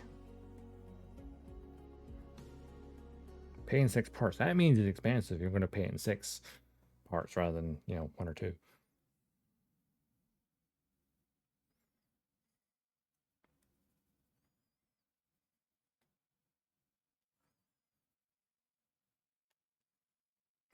Like me with the Millennium Falcon.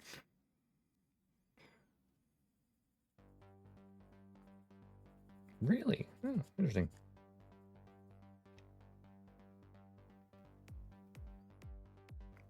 I don't like PayPal. You have to pay in 3. yes. Interest.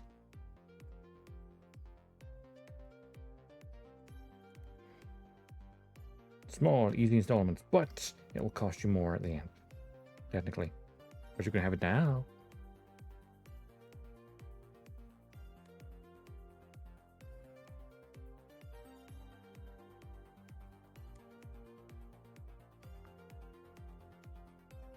Very new. Nice. We all love the new shiny things.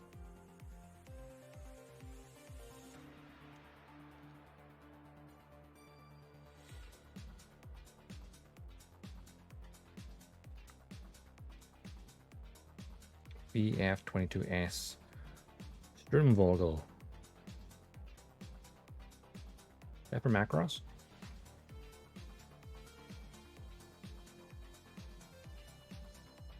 Aha. As soon as I saw the BF, I was like, oh, that's a Macross marking. Ah, Macross Delta. I've only ever seen Macross in the Robotech version. Well, no, actually, that's not entirely true. I've seen Macross 2, the movie.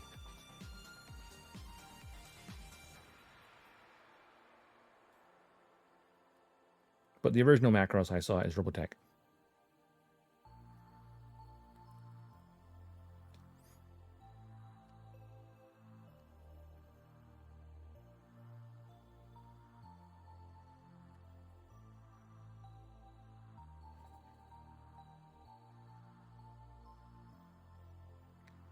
I need to watch more Macross though, because didn't I think a bunch of it got added to Disney Plus of all places? I can't remember which one it was. Was it Delta or Frontier or something like that?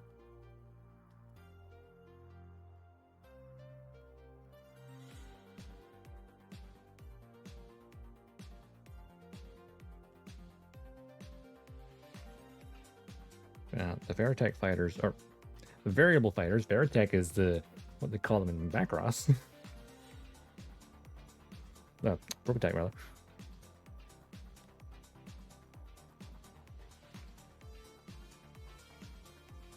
No, I'm honestly, Veritech sounds cooler than variable, if I'm honest.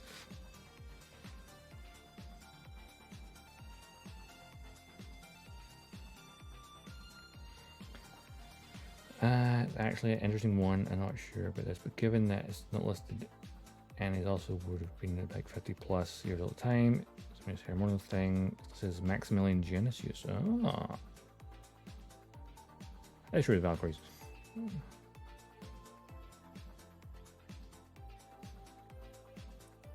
Bet you if I add this blaster bolt and it tilts forward. Yep. It cannot support the weight. It's too loose. So maybe if he's trying to shoot a target above him, because they're meant to be, you know, adjustable and lower. Hell, and lower, an A-Wing can actually fire behind it, technically.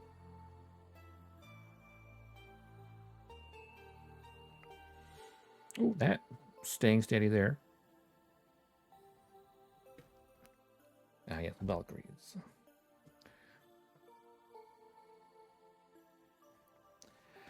Like maybe for display or PR use, given that he was the captain of the Macross at the time and definitely too hacked to be frontline fighter. You never know. I haven't watched Delta, so I have no idea.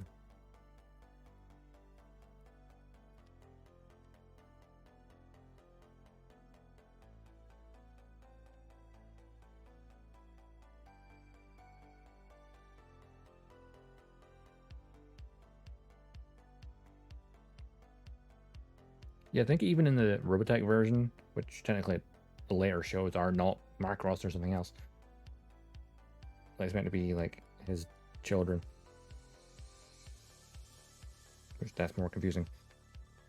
Because they're not actually the same show. It's just like, hey, we're going to put this Robotech label on it and hey, it's a sequel.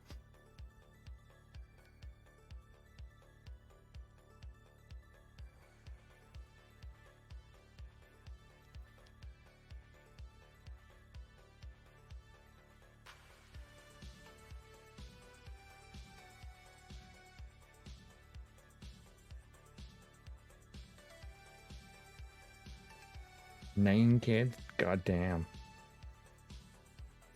Well, his wife was an alien, right?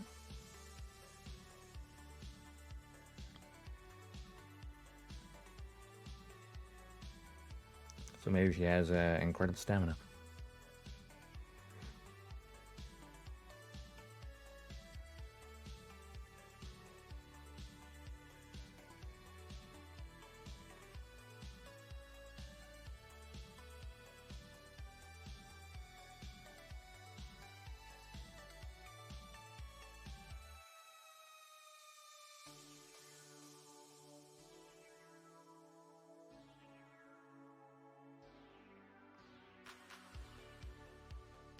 Yeah, yeah.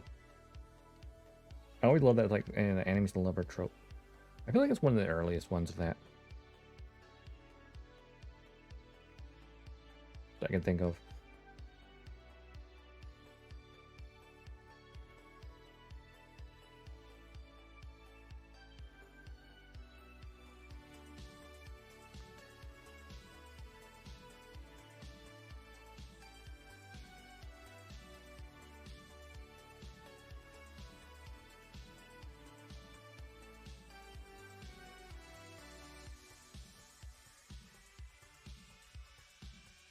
Yeah, that is very true.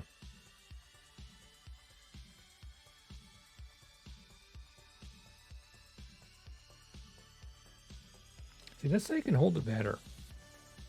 Just this one's very loose. That laser gun.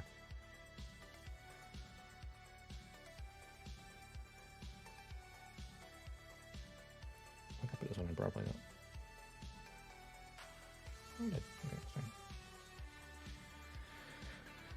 You killed my brother and half my village, but now I love you. Oh. What is the idea? Do tell.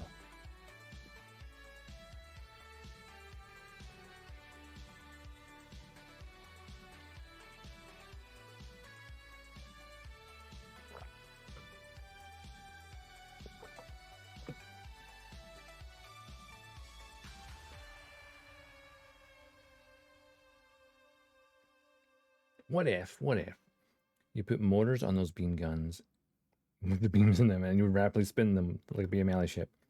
Wouldn't that be hilarious? I mean, a starship using energy beams to slice things with melee and is not unheard of in Star Wars.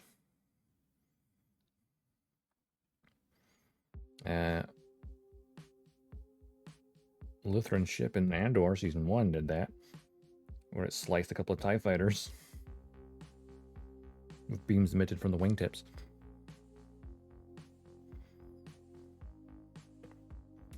They definitely did not expect that whole craft to be armed like that.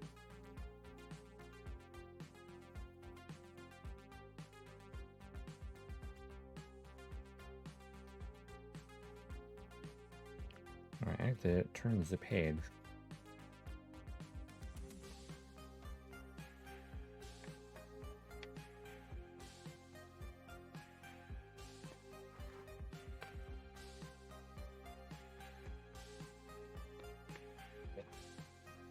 Now I think I pull this out of the way. There we go.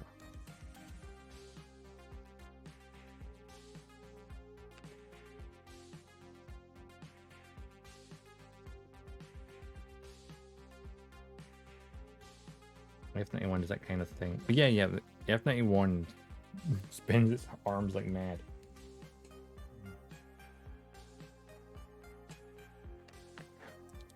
It's like General Grievous tactic before General Grievous existed. Gundam did it first.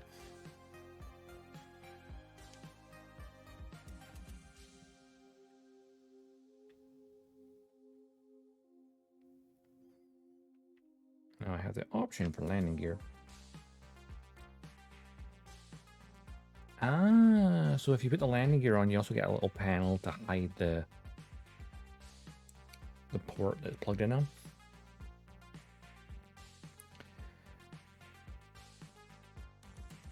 It might be a Star Destroyer, I'm not sure. I mean, it could technically be either. Obviously, the X-Wing has its stand, plus it comes with the exhaust port as well. This, as you might be able to see from this other page, that's a turbo laser tower, which we're going to build.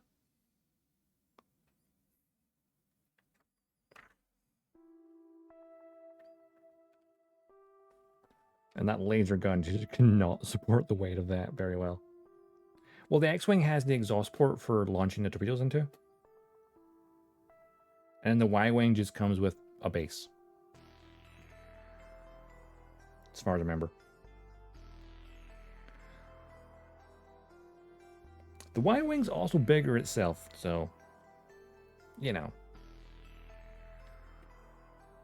I'm going to skip past the landing gear for now because I'm going to just display it like this for now. I might build landing gear later. But let's build the turret.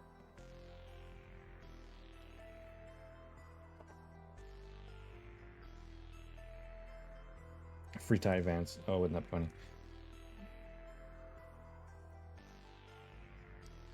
The Y-Wing has all his innards exposed and all that detail.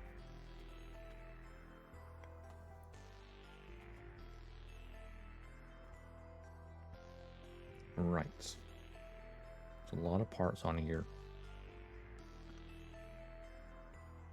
Starting with number 10. Because this has movable guns on it. With an actual turbo laser tower.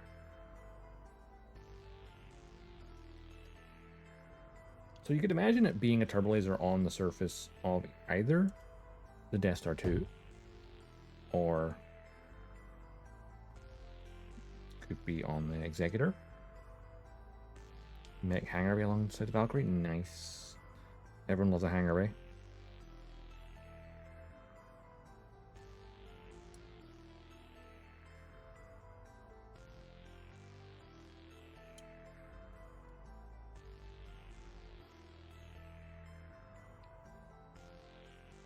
It's one that you can stack on top of each other or attach to the sides of multiple. Oh, is that like the Kotobukiya hangars or like the 30-minute mission ones?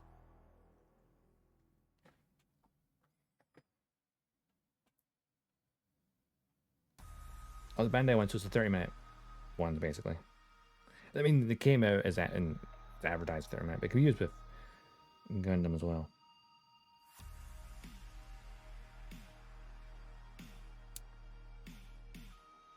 That ping somewhere.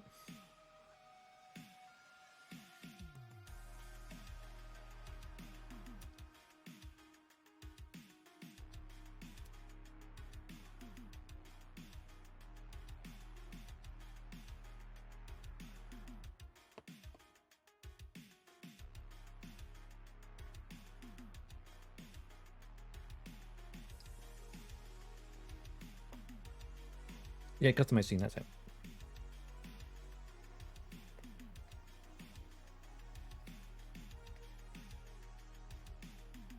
I was thinking when Bandai do that, going, hey, this is something that works with all their products.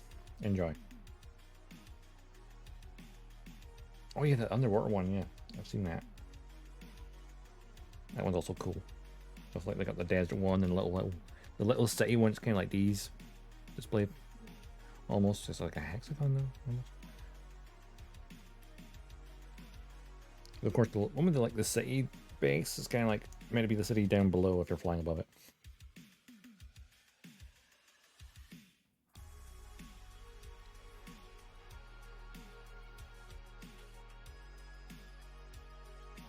But then they do have those other city ones as well, where it's like the buildings and stuff. It's funny how it says perfect for 144 models, and I'm like, Neo Zeong is 144. That is also true. The Neo Zeong is 144 and an absolute giant. The Neo Zeong. We literally had that discussion in the Discord about like how big it was, because I calculated how big the perfect grade would be if that existed.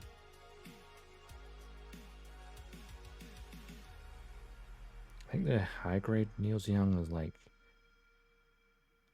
almost a meter, from what I remember.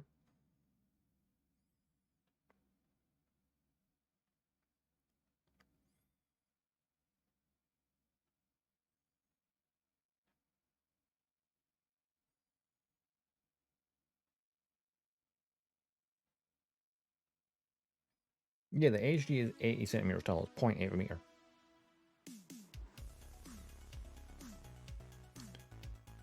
So if you had a perfect grade Neo-Zeong, it would be 1.9 meters tall. And thus be taller than me. By like 2 inches. Which is nuts. But yeah, 80 centimeter tall.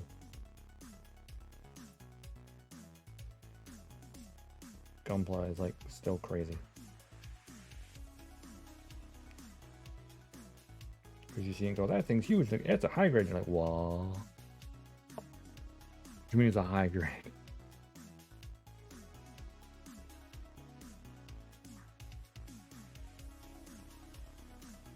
And of course, Bandai still need to give us a high grade Big Zam. I mean, they have the Robot Spirits, you know, pre-built one, which does look amazing.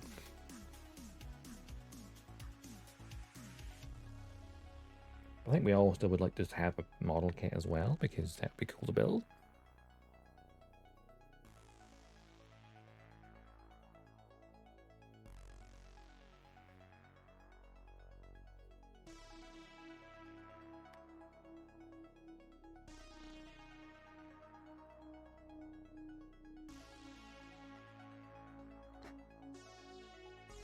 Biggest mega size is only 45.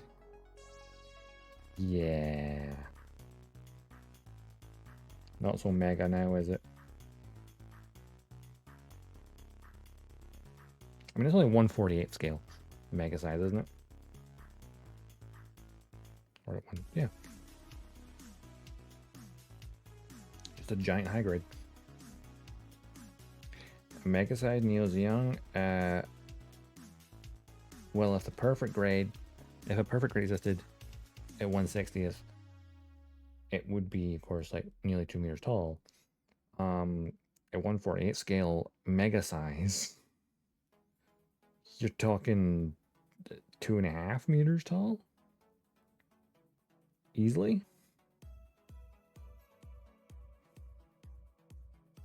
Well, maybe not. Difference between 60th and 1/48th. It would be between 2 and 2.5 meters. Anyway, thereabouts.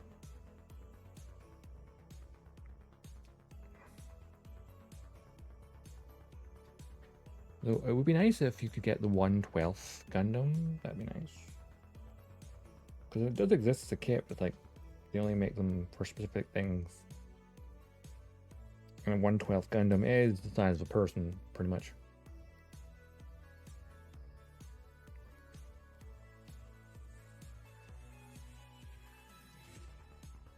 Here, the 1/10 RX-78 would still be shorter than me by a couple of centimeters. Or like an inch.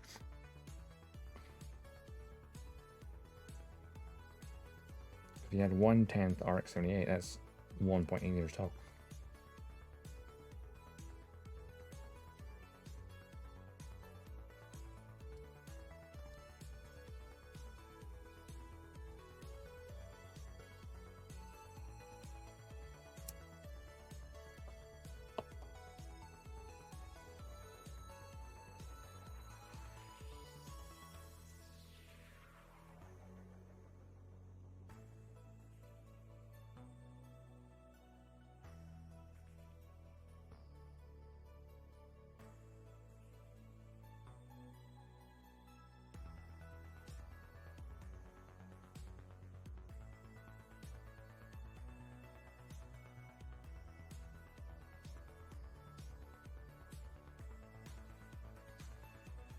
Now, I hate that the nubs on this were like along the barrel, which has a lot of detail in it.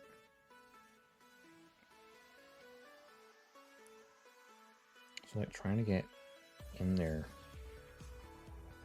is going to be problematic for sanding.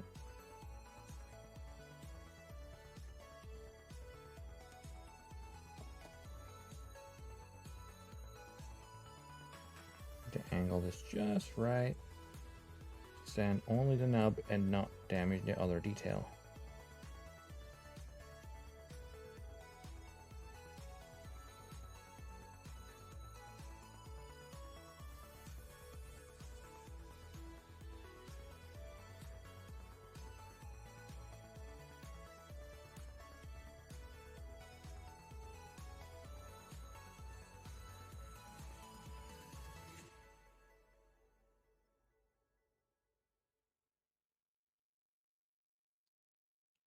Funny thought there. Imagine if one day, in the future, obviously, let's say the year 2060, Bandai released the 1-to-1 scale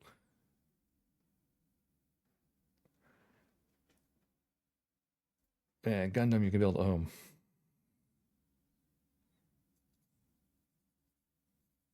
Fully functional. Okay, maybe that'd be the next century, actually.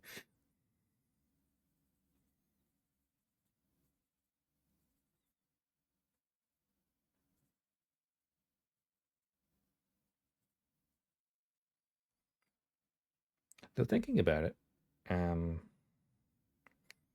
the Universal Century. So the music appears to have got stuck. It's like buffering.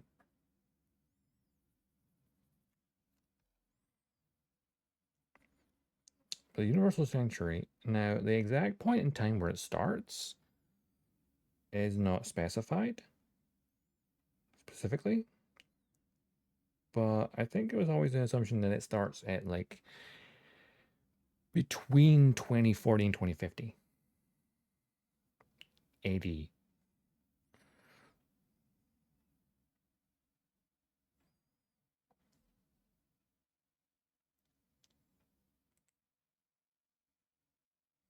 Okay, that slots into that.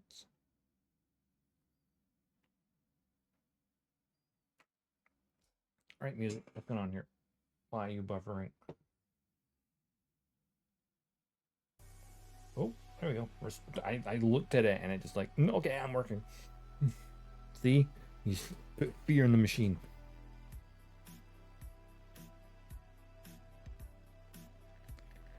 Let it know who's boss.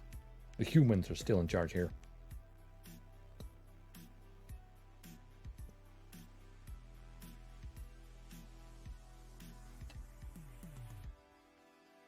Right, I need but number 9 and 11. Cool.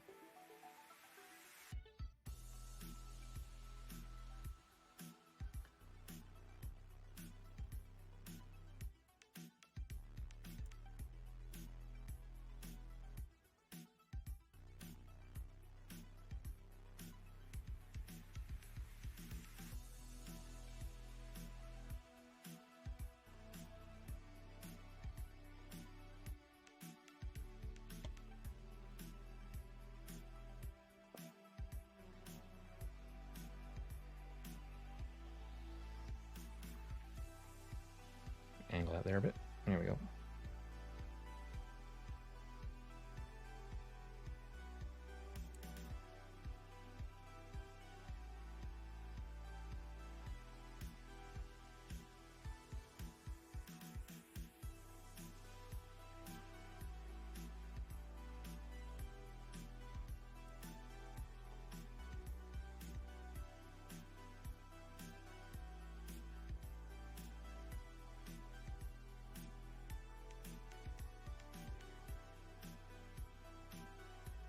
Where was that train of thought? Oh, yeah. So if the Universal Century does... So if it were to start in like 2045, I think was the assumed date.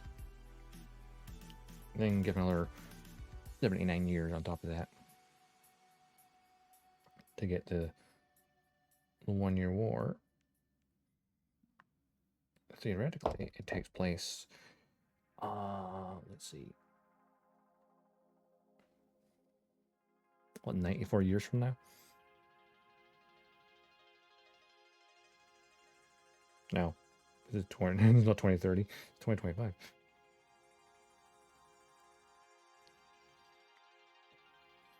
A 100 years. There we go. We're 100 years away from the... Roughly.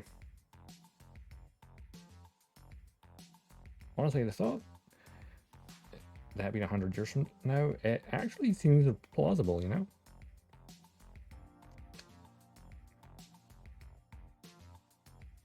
With the first space colonies being built in the next, like, few decades.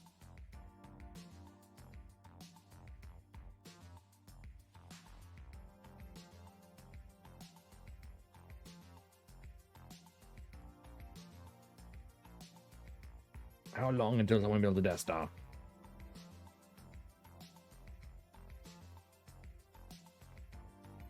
So we're destroying a planet. Not practical.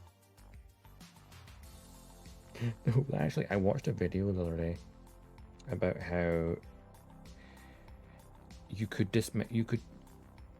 mine mercury into nothingness and use the resources to build a Dyson, not Dyson sphere, but Dyson swarm of like mirrors to reflect sunlight towards, you know, orbital stations for power. Like capture the sun's energy, basically. It would take the entirety of Mercury.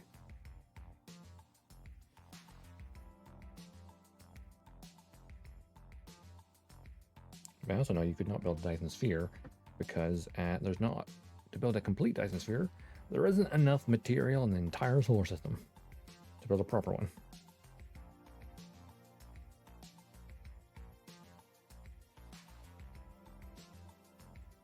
Unless you built it very, very close.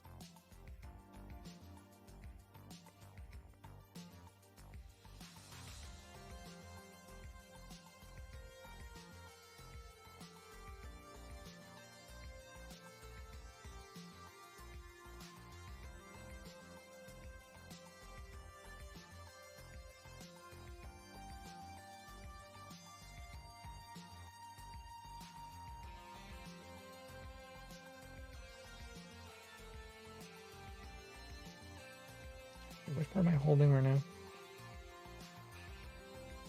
Oh, that's the end part, right? Yes.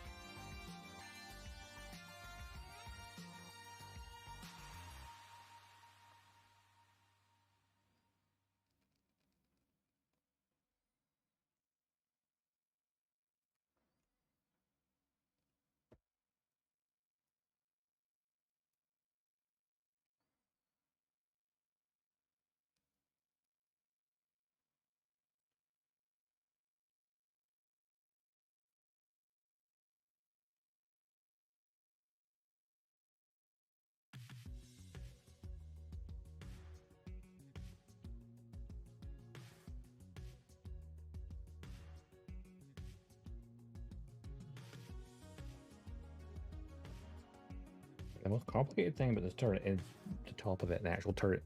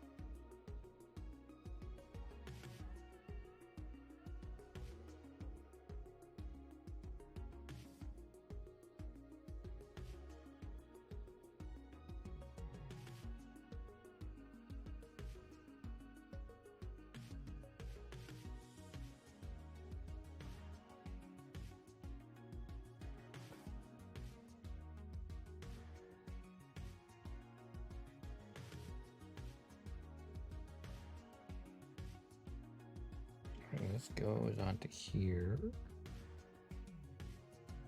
like so, and then this attaches to this as well.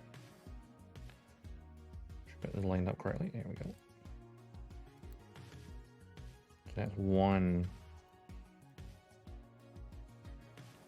of the barrels. Guess what's next? The other barrel. And the part to seal it in.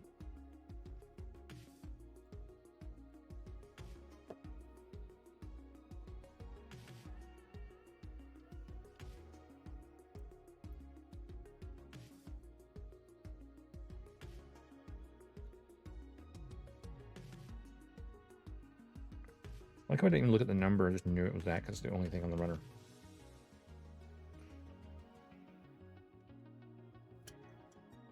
that matches the shape.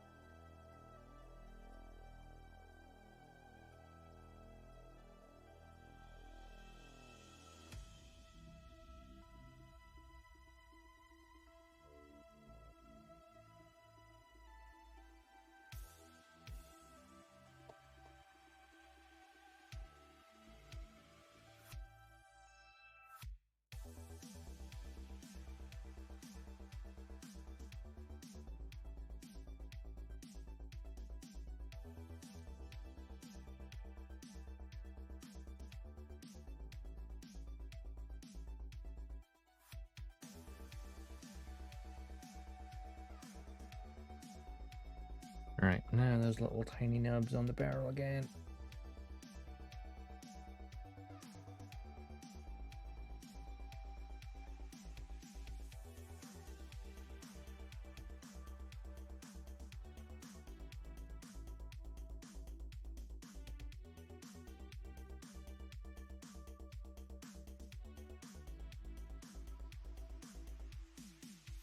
I wonder if I can put those blaster bolts on this.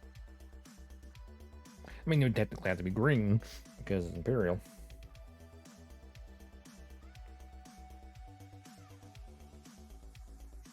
Imperial turbolasers are green. It's funny to think about it. So, in space, Empire fires green blaster bolts, and the rebels have red. But on the ground, everything's red. This implies it means the green ones are more powerful. So the rebels' firepower is under. Of course, during the Clone Wars, a lot of the Republic stuff had green lasers as well. No, some of it was blue. Kind of alternated between, depending on the craft.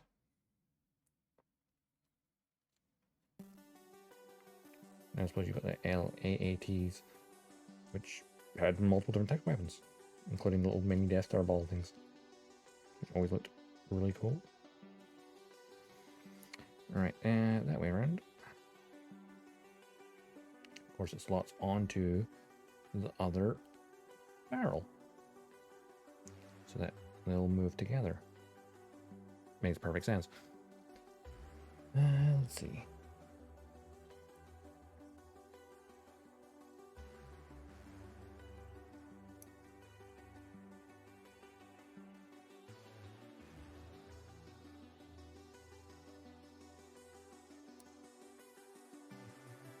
You know what?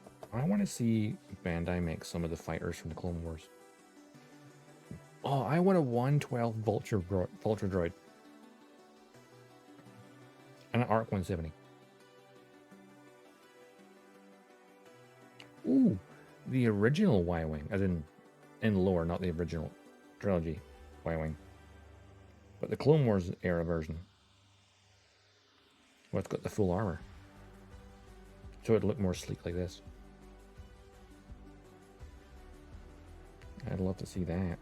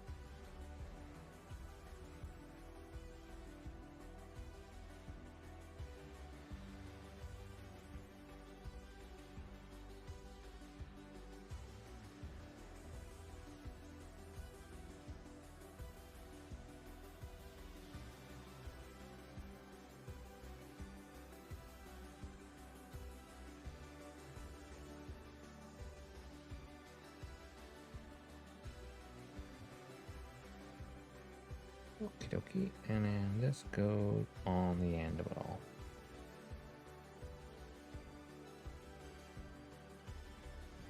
So we have our mechanism for tilting the guns up and down.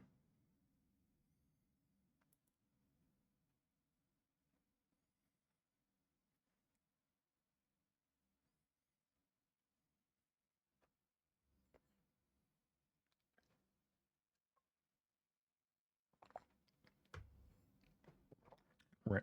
What's next? Tilting the guns all the way up, apparently. Then build some armor around it. What we got? Number 7 and 8. Cool.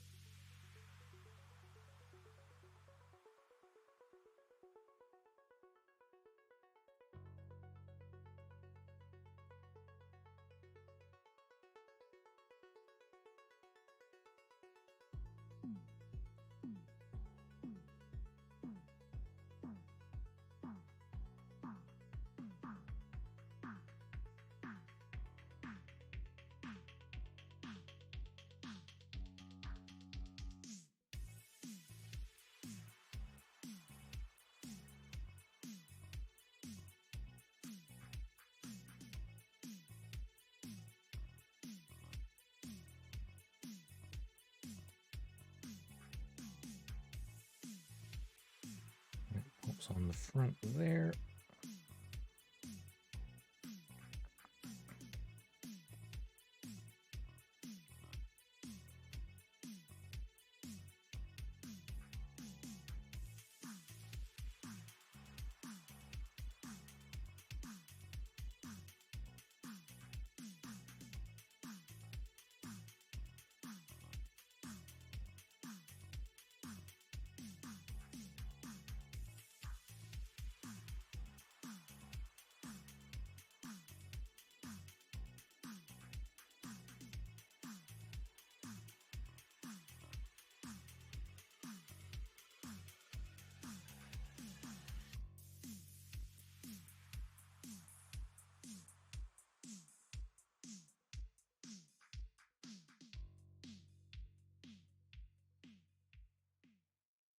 And this part goes on the back.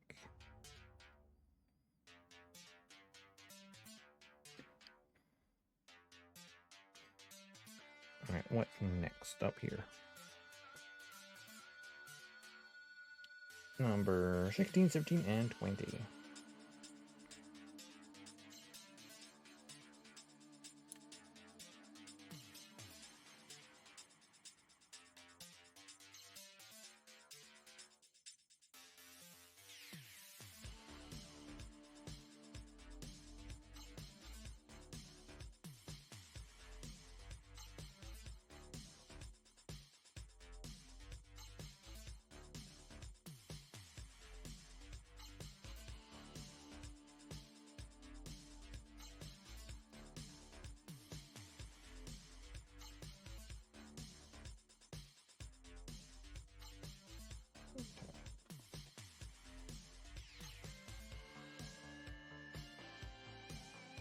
I think we have a specific order, but you know. We'll also put the guns back down.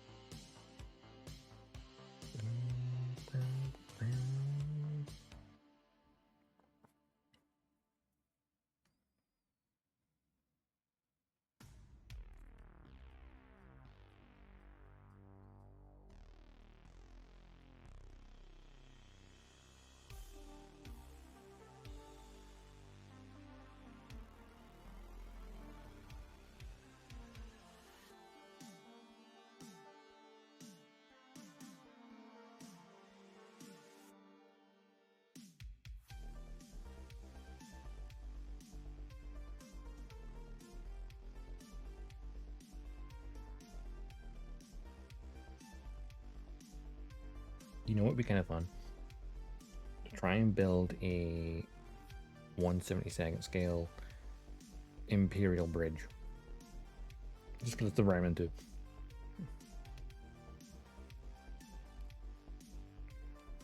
That would be an insanely large build though.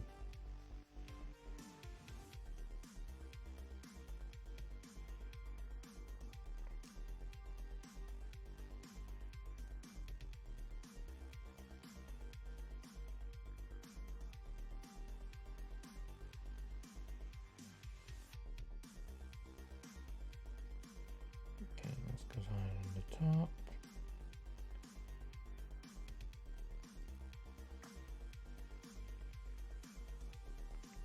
Putting on the top made sense to me first. Even though it feels like this should be the last part. I can see all the points of attachment very clearly.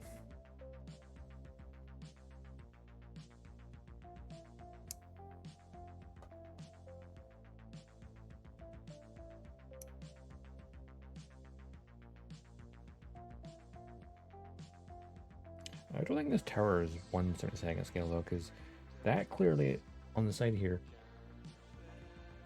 looks like handrails for someone to climb up. And it's like, it's in the right scale.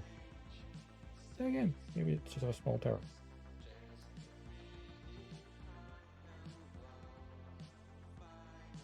I get 1/72nd.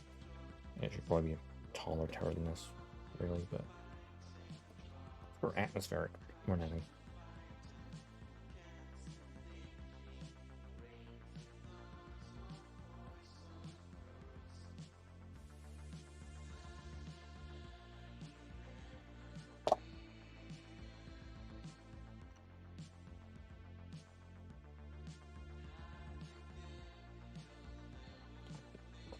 Standing sponge. Where'd it go? Where did it go? Give me a moment. I'm going to find the standing sponge and just dropped. Is that wrong? No. Oh, there it is. Under my foot.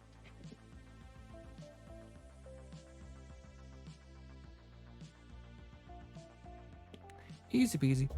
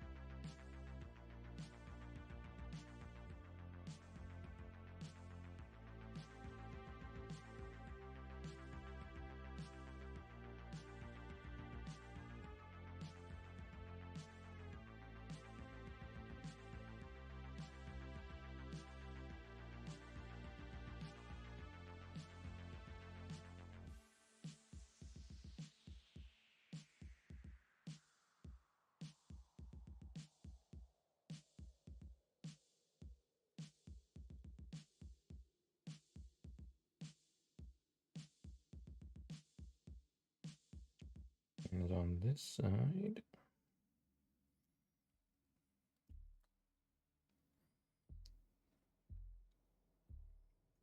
It's looking really cool.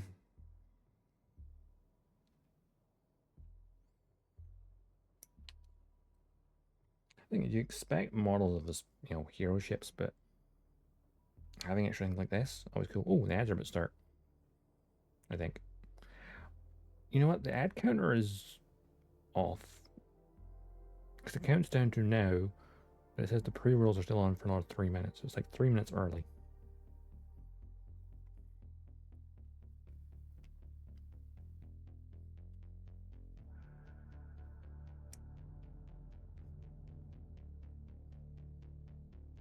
So no, the ad's still for 3 minutes away. Or no.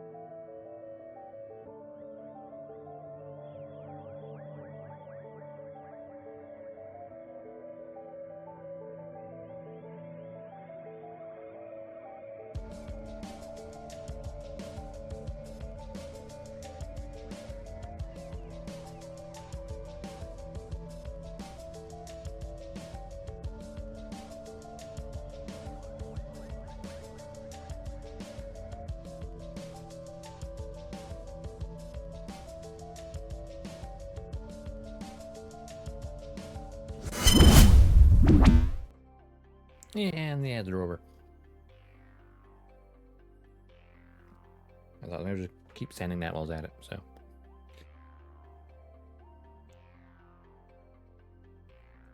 Plop that on, and we have a very deadly cube. Deadly cube. Ooh, that's a satisfying fit on these. Like there's resistance to it, but it's like not like too much.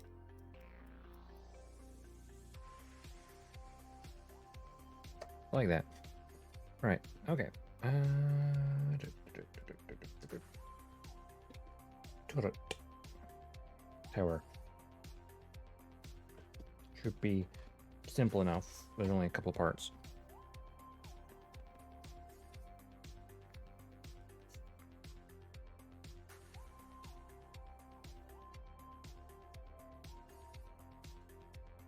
$14, $15. Okay, I'm just gonna cut it all off the runner, honestly. It'll save me some time.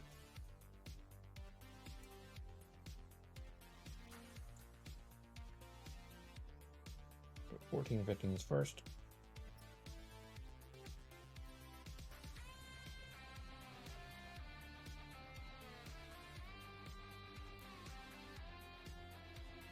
All the weight in this runner is just like one end now because it's like that's still on it.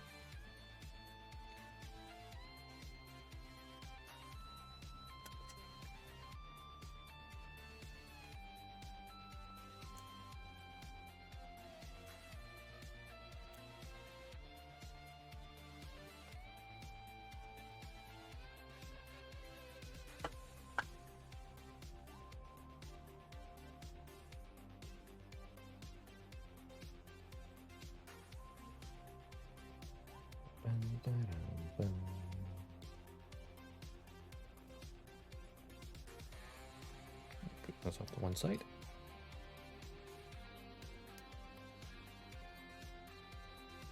Those are not the parts I need at this minute. Definitely don't need this either. Oh yeah, I need number 2 to attach the bases together.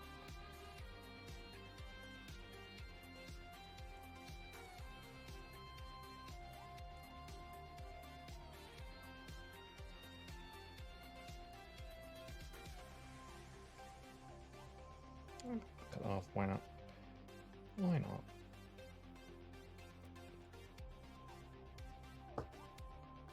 That's the part it would hide the hole where the splice stand goes.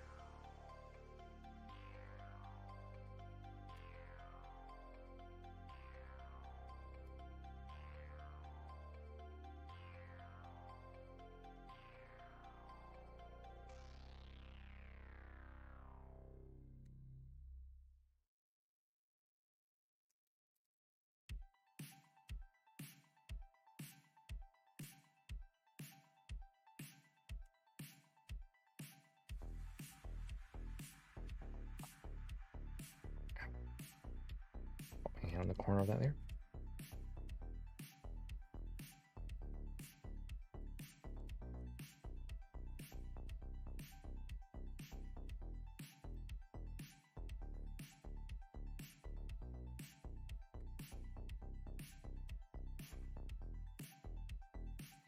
So I really like how close it is to the camera when it's on its stand. Oopsie. So how much shadow is in?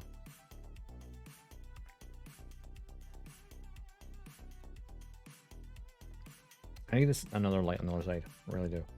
Or have a light there.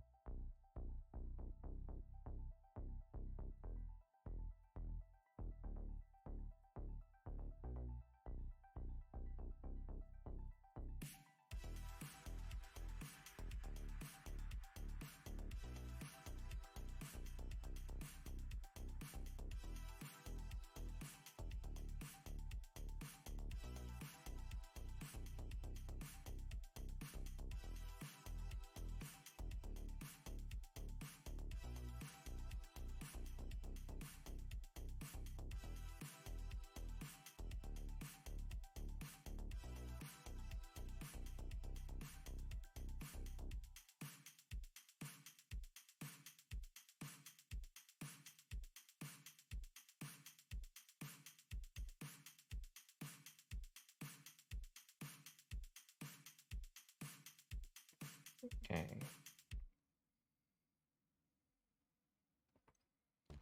This is 12 and 15.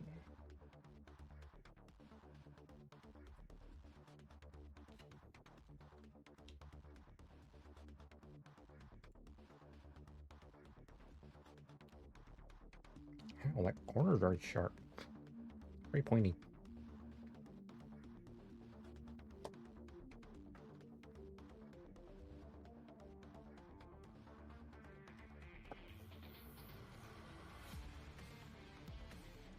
Now the other two parts of the tower. The base of the way from it. Ow.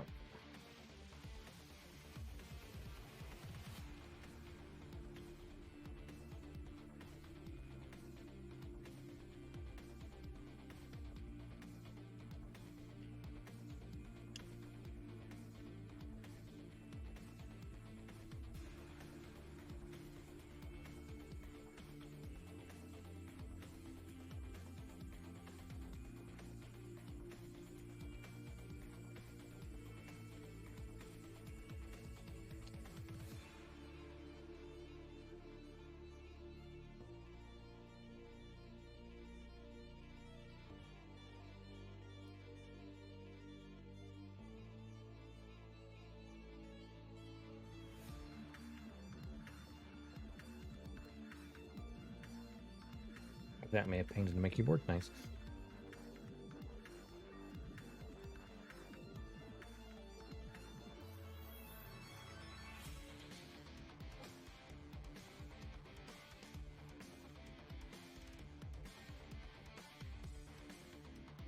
Or not. Hanged off somewhere. That nub.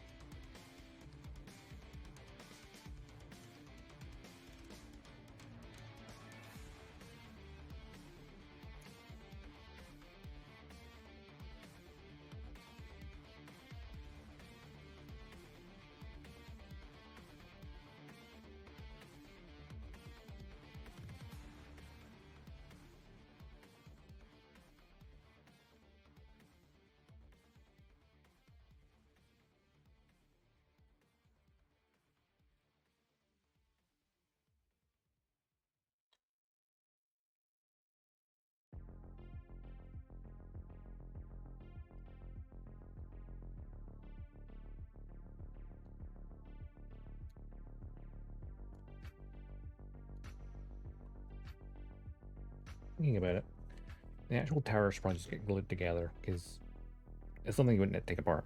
The turret, on the other hand, You might want to take that apart for painting thoroughly.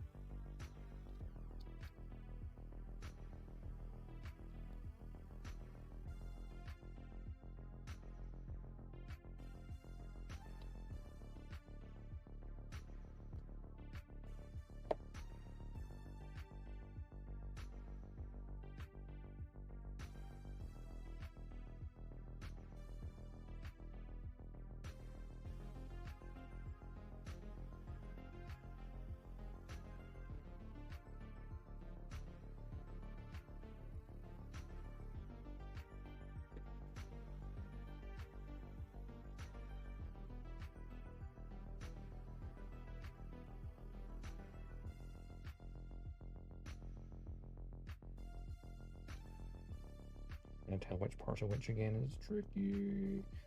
That is that direction. It's the smaller one went to that, okay. And then the bigger one's the front, small one's the back coat. I don't think it really matters, honestly. Well, maybe it does. For lining things up. We shall see momentarily. Ow. Palm corner is so spiky.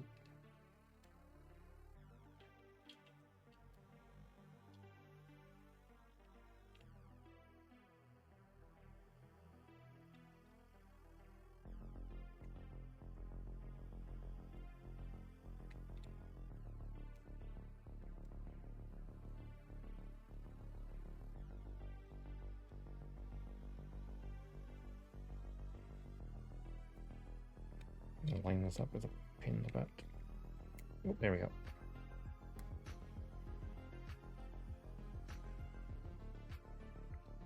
There, I can get a good squeeze.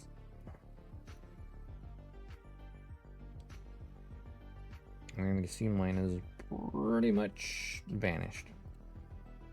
I've even forgotten which side is for the front now.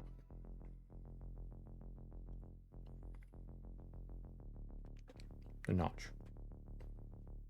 I think. Yes, the notch is the front. That's how we tell.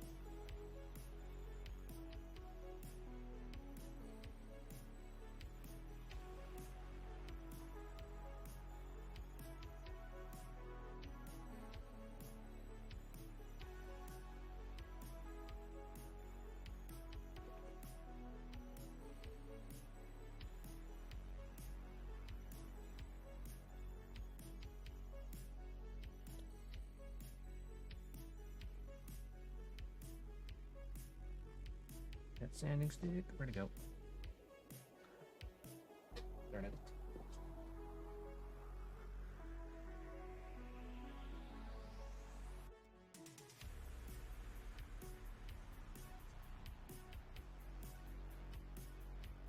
I keep dropping things today.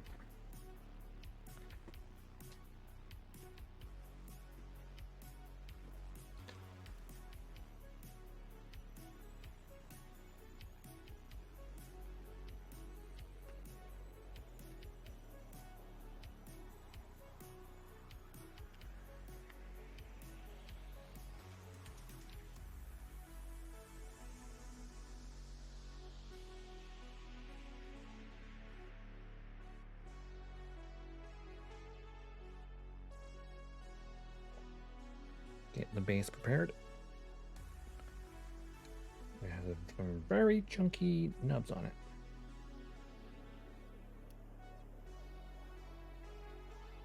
Which did not come off cleanly. Because they're so thick.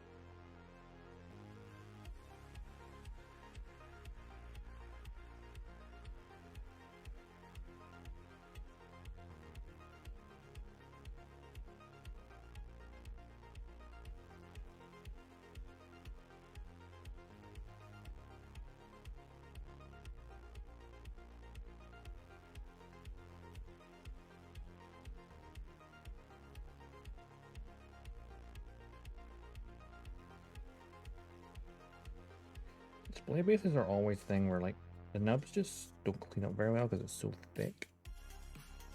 But then the display base, it doesn't really matter that much.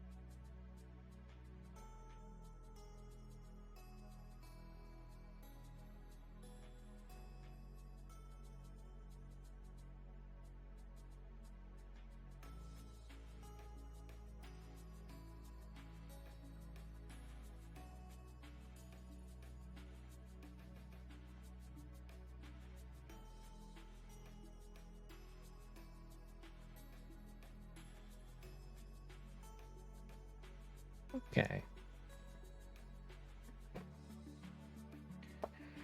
Tower, on we go. Well, if there's all that detail around there, almost if it's made a slot now, but it's just like one notch. I guess it helps give a bit of detail around. Oh, yeah, it does. Does that detail around the edge? And we got the tower on the top, or the actual turret itself. You realize how massive the tower is now.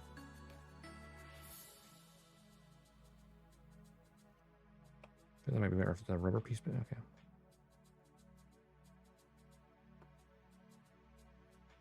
That's really cool.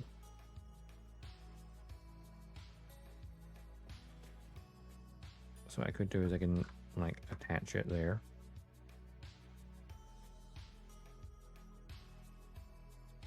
And then I could rotate the A-Wing slightly as it's flying past.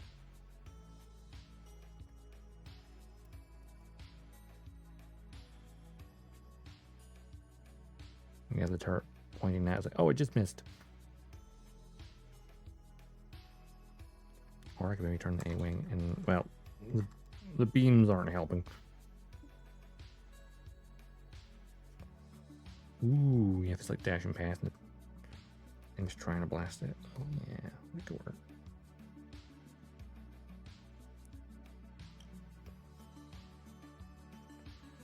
I'm going to take that blaster points off because it struggles to hold it right now when it's not. Once it's painted and those bits are a bit thicker, it'll be fine. I think I can. This again. I mean, technically, it would not be red. It should be green. But they do fit. Weirdly enough, it does fit.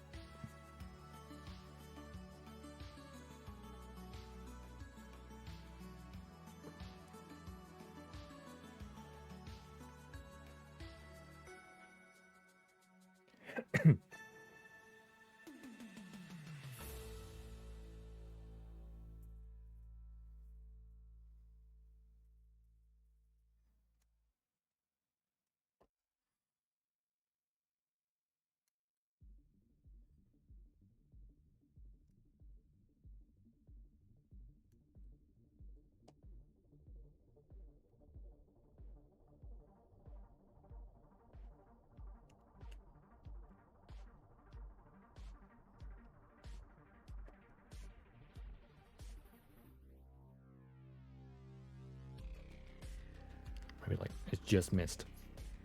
It's too slow to track. They look weird with that.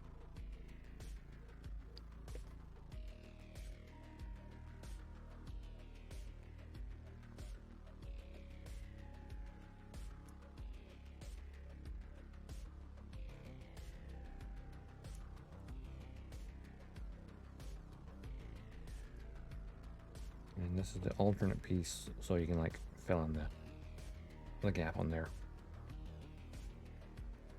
If you want to just have it as a base piece without the A-Wing on it. Like if you were putting the A-Wing maybe on in landed mode and just want this next to the tower.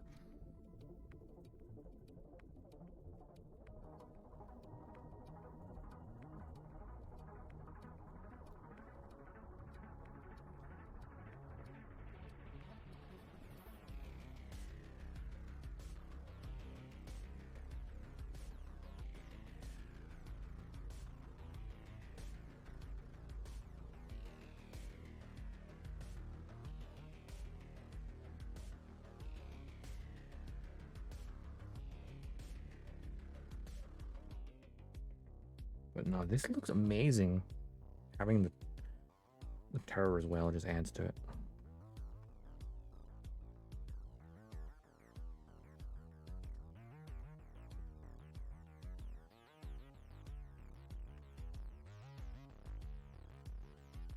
I like it. Having it pointing that way is that it's just flown past and it's just missed it.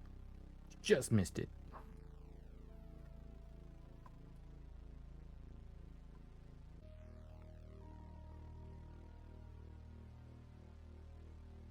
Looks really great from this angle, the one I'm at. Because then you get really get that sense of, oh wait, that's not affecting the screen very well. I'll be taking tons of pictures, don't worry. I mean, I could build the landing gear as well. You know, for the sake of actually having it built. Shouldn't take too long, really. As long as I can see this, I can build them. Oh, that's attach them, I can just build them.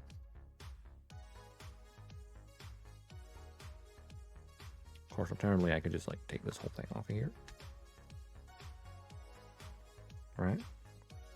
And then this can go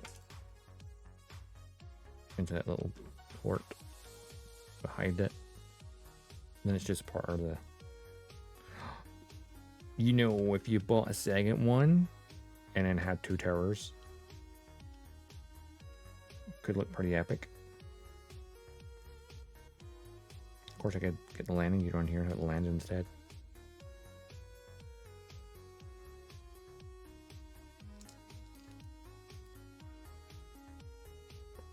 I have it going the other direction.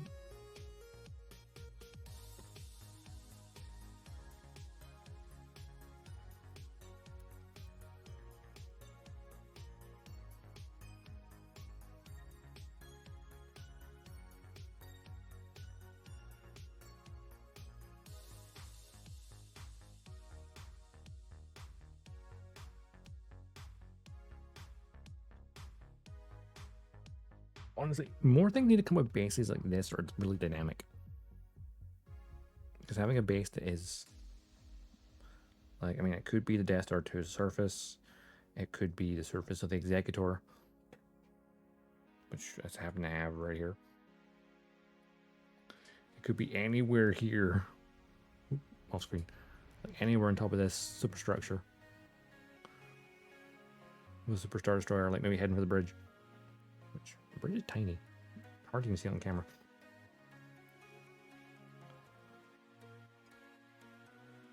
Another thing I need to paint. All these Star Wars kits I've been like lacking in the paint department. Let's be honest.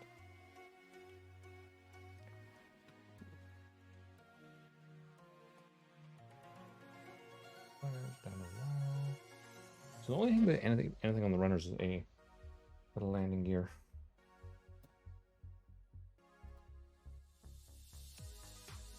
Get hatches and the actual gear itself. Oh, and the alternate canopy.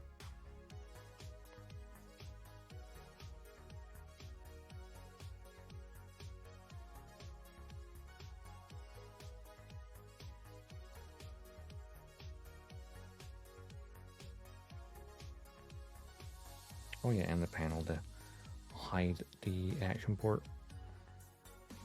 Display port.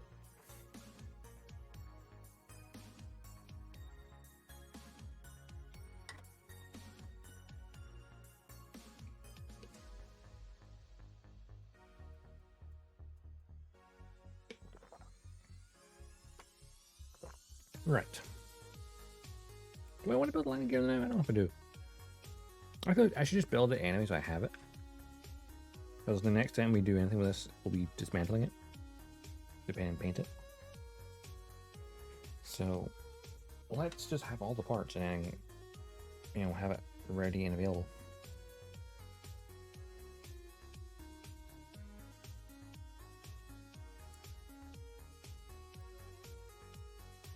It wouldn't take too long, really.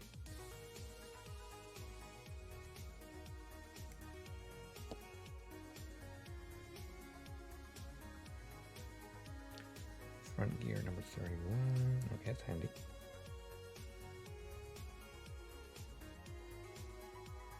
Good thing with the landing gears, because it's gonna slot into stuff, I could easily just snip, snip, snip.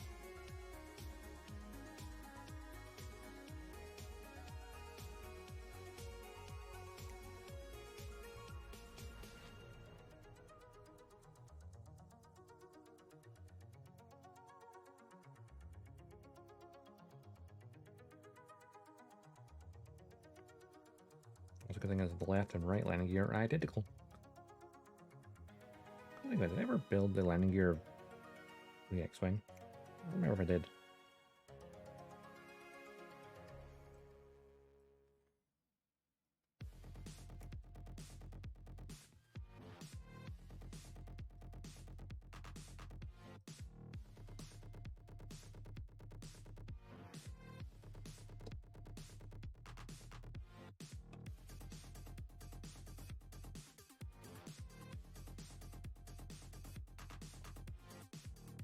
Our landing gear is something that can be very much detailed up.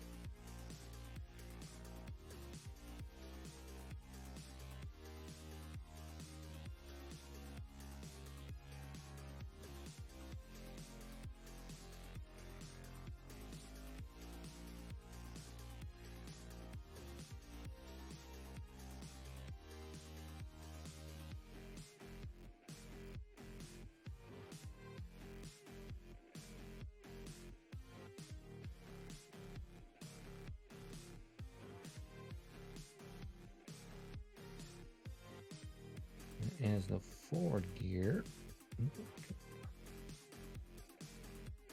Slots in there pretty easily.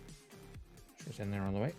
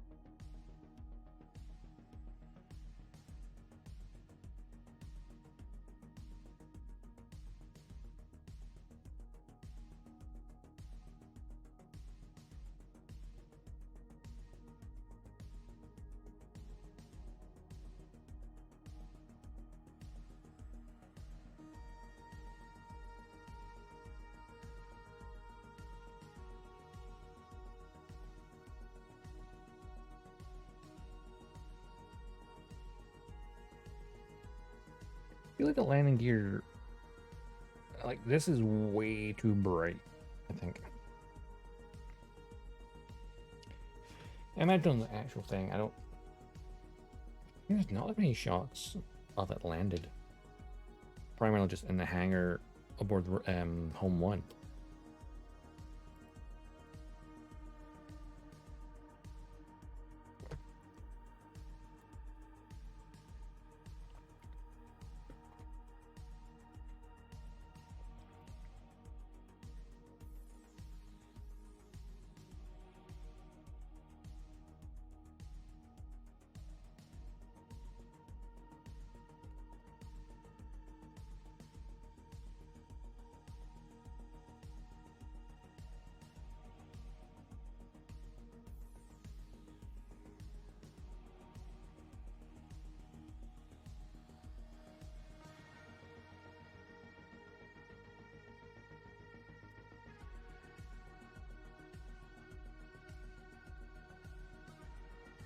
Hello there. Hello there. How's it going, make a boy? Hydrate, posture check. Okay.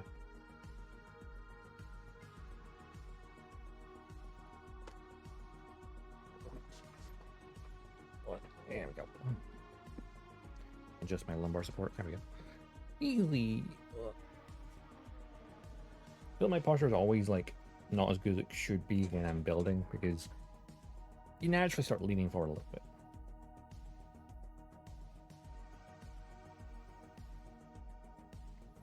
Where's lurking finishing work? No worries, no worries.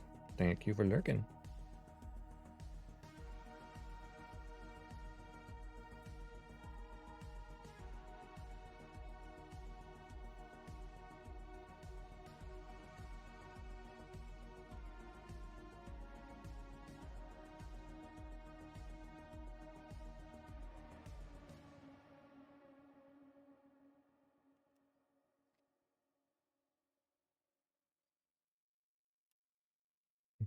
Do I have something to do? Oh shit. And you think you're all done and you're like, oh crap.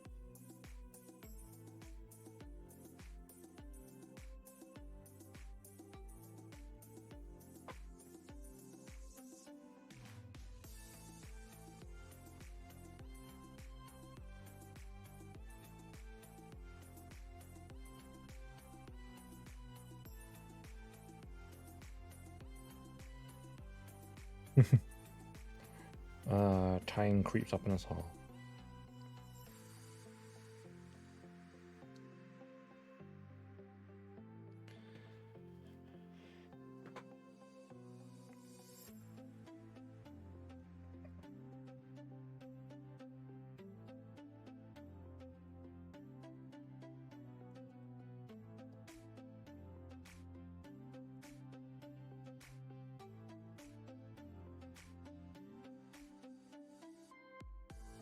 Yeah, good thing you got it done.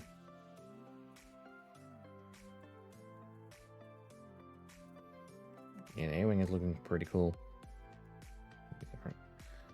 As is like the turbo laser tower it comes with.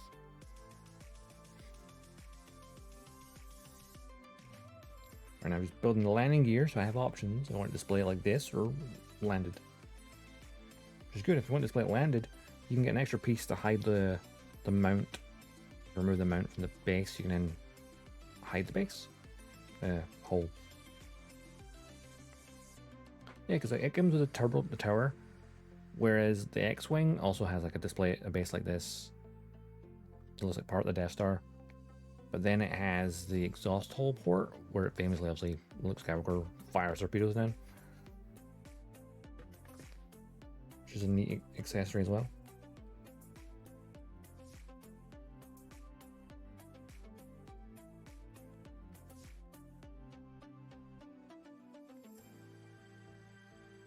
Yeah, basically. It's not like a full diorama, it's more like just parts of it, because the distance, you'd require like some other parts in between the X-Wing space and the port, or you just space out. It's like there for like additions. I know it's got, the X-Wing also has like like an effect piece, which almost looks like, I think, a torpedo arcing. So you can actually have it firing torpedo into the exhaust port. It's pretty cool.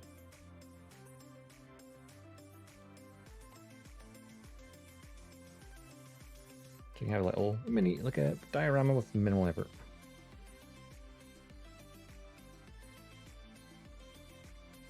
Now, if only Bandai would do that with, I don't know, a master grade. I think master grades, if it came with display bases that, you know, were relevant to it. I know my strike came with the catapult deck of the Archangel, but beyond that, I suppose my unicorn also has the immobile cage from the first episode. So yeah, happened with me, not too much.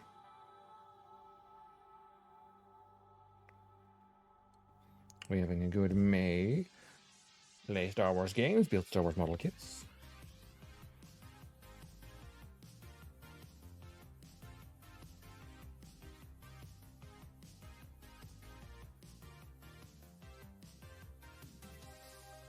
Try not to strangle people I work with. That, you know, normal things.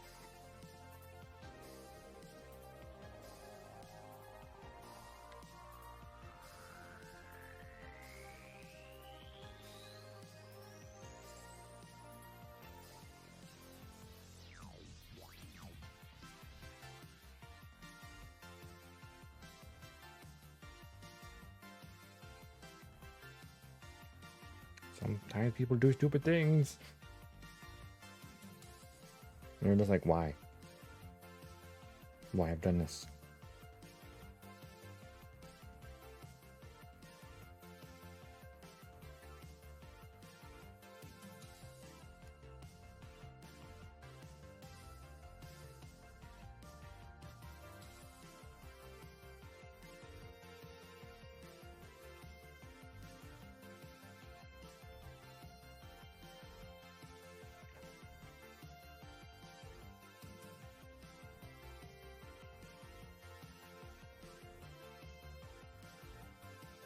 Let's maintain sanity levels. Who needs sanity? When insanity exists. Right?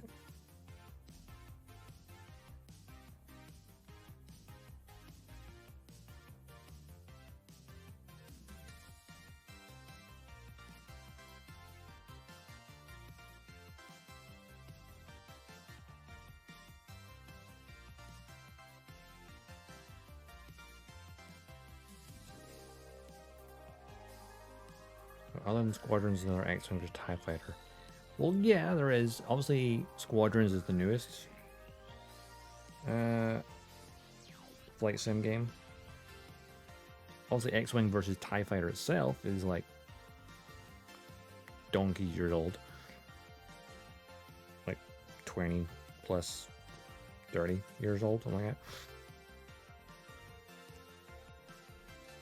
Or there's good old Rogue Squadron. It was like on the N64 and then the GameCube. And it's actually Rogue Squadron 3D is on Steam as well, actually. It's an older game, mind you.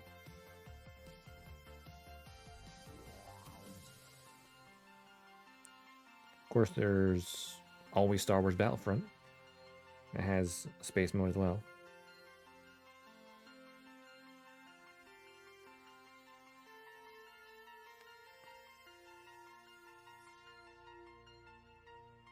Funny, everyone loves Star Wars starships, but we don't get as many games as we used to. It's tacked on. I mean, I wouldn't call it tacked on. I think the Starfighter mode in Battlefront is very, very fun because it's hey, do you want a Star Wars arcade space shooter? There you go.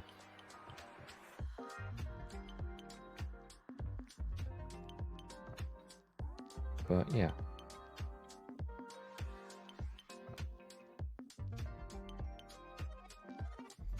But if you want something that's more, you know, immersive, sim-like, then you've got Squadrons.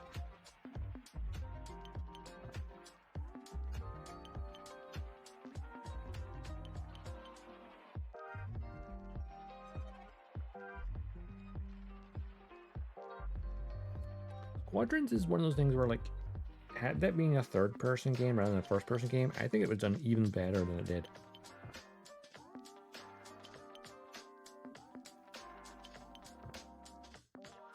Because not everyone likes first-person. We like to have options.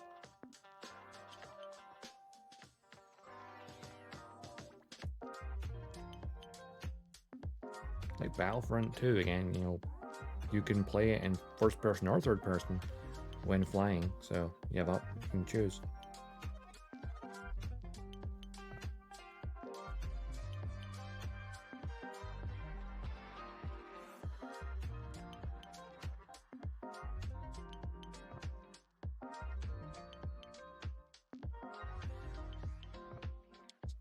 Still a good game though, Squadrons.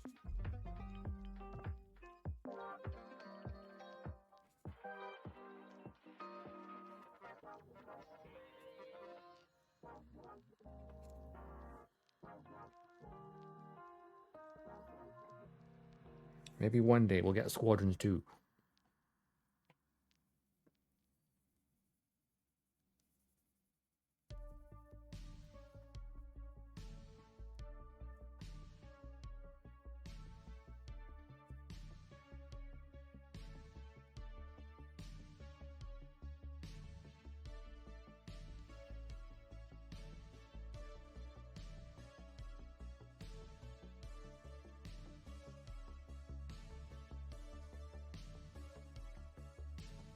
What do you mean? EA's doing fantastic. It's Ubisoft they have to worry about.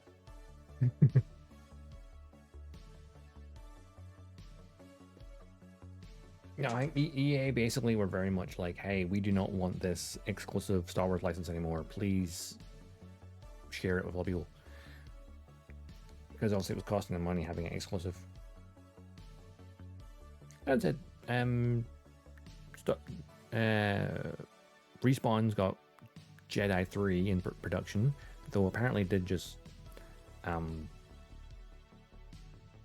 make a bunch of people redundant from that team. So maybe they're like at a certain part of production, you don't need those people anymore. Who knows? Or like they're like delaying production so they're reducing the team size or something. I don't know. And of course, Bit Reactor and Respawn are working together for Zero Company. At least that's been announced. Yeah, Titanfall 3 got cancelled for the second time, which is why that news didn't shock me, because I thought they cancelled it already. So that's like, huh?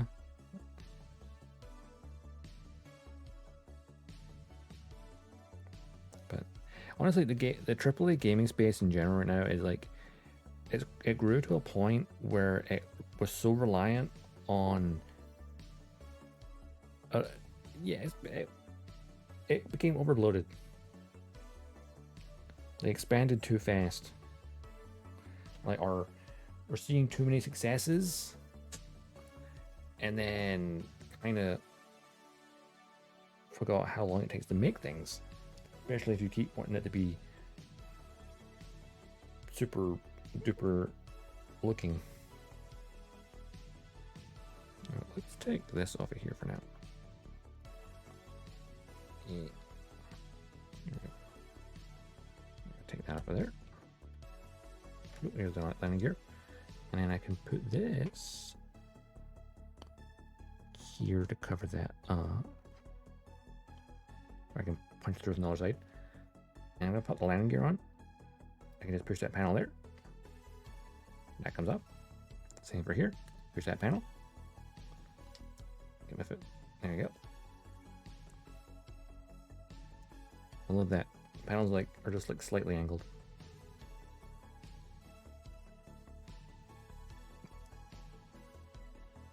Epic Legends is doing the monetization hell. Yeah. Sounds about right.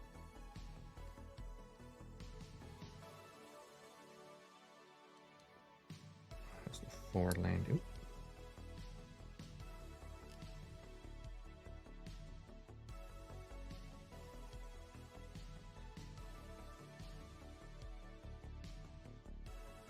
And the rear landing gear.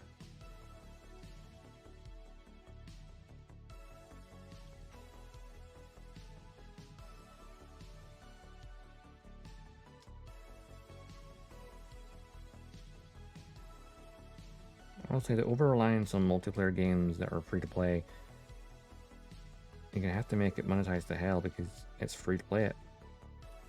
It's kind of a catch-22 in it.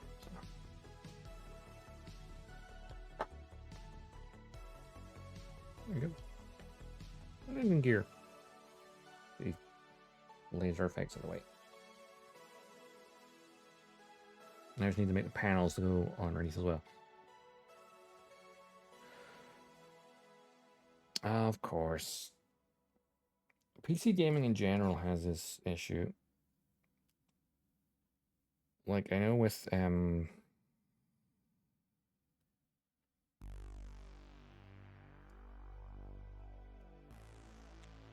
Sin Duality, Echoes of Ada, so still kind of keep up with it.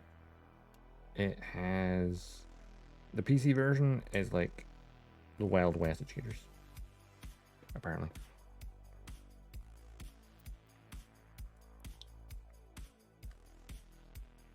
The PC space is always the most difficult to police.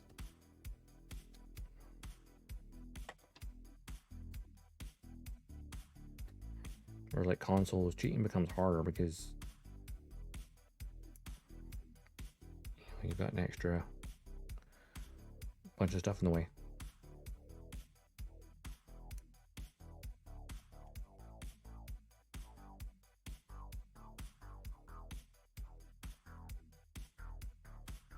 Oh. They like, hey, we don't need you. And then realize, actually, we needed this person after all. Classic.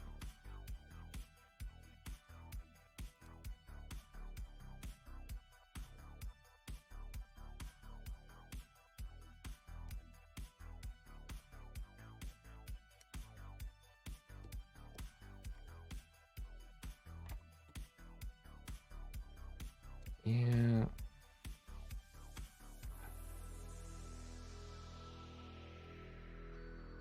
I never understand the need for cheaters. It's like, why? Just play the game and have fun.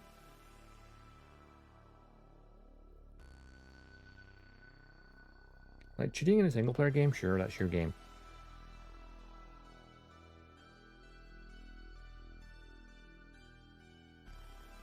But multiplayer, you're just like, you want to win no matter what. That you sacrifice everything.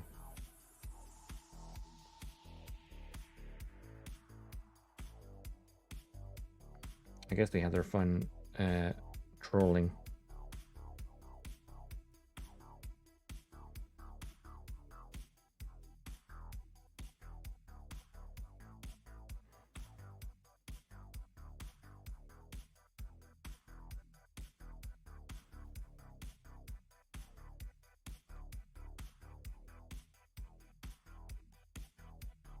Because nearly ad time again already, what the hell?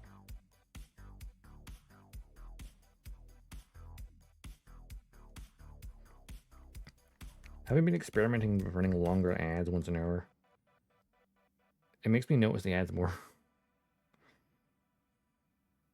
Because I get the alert popping up.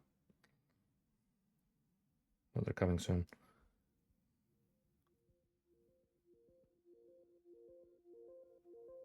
Mm-hmm.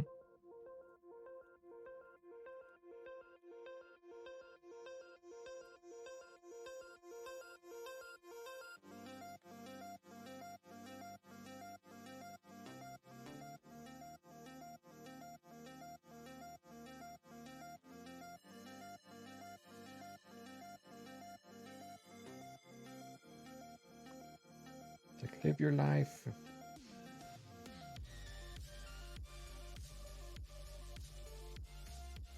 Otherwise, the ads are going to start yet. But yeah, you wouldn't see it because of the gift sub.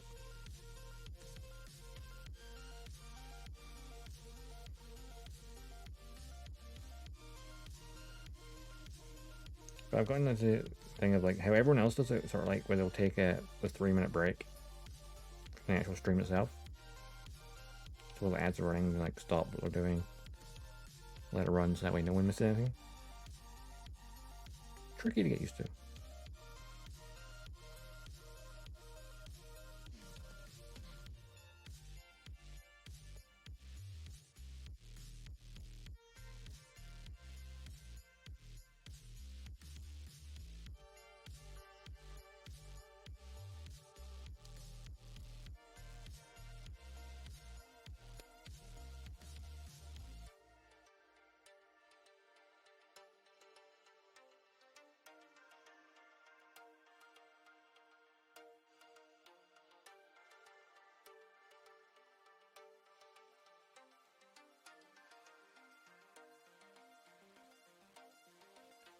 I mean, potentially, but if you have it set up on your own end, so like I'm experimenting with it right now, so I have it set up to every hour it will play a 3-minute ad.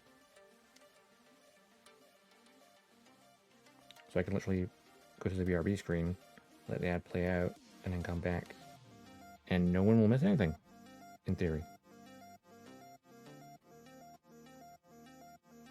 In theory, anyway.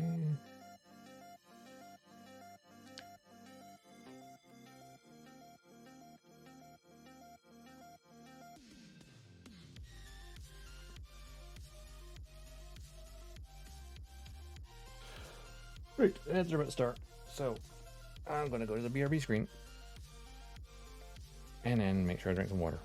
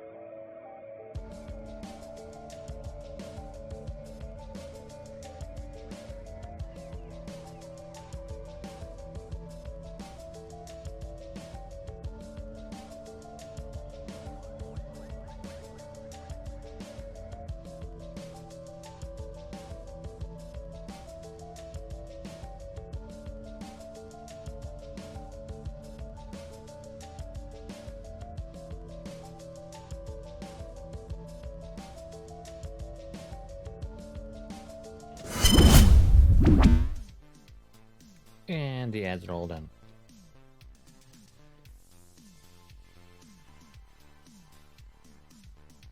Feels like it takes forever, though. 3 minutes feels like a long time.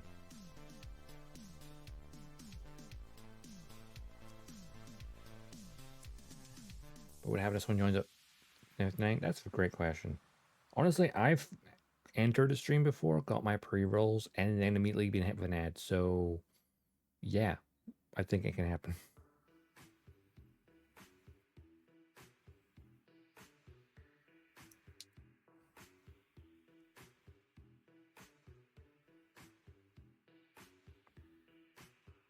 Or at least within like the first 5 minutes.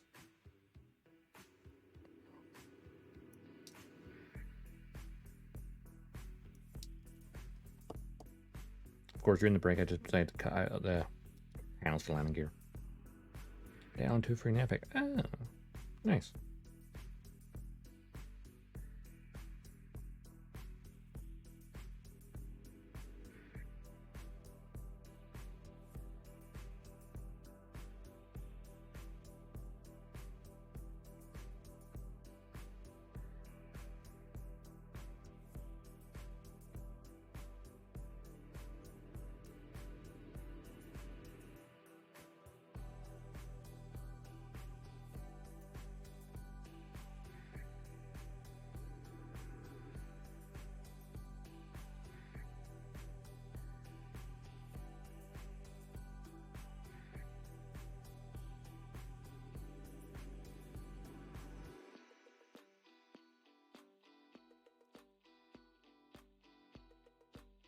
I'm going to turn this upside down for a minute while I'm doing all these landing gears.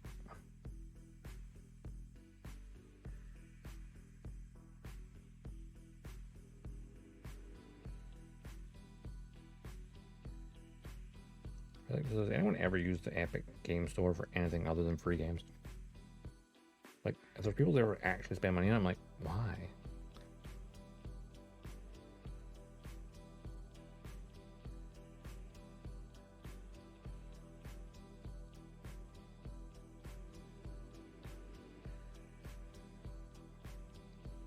Sure, the developers of the games will get a larger cut than versus Steam, because also Epic apparently take a smaller cut. But at the same time, it's like, yeah, but Steam's interface and everything's just so much better.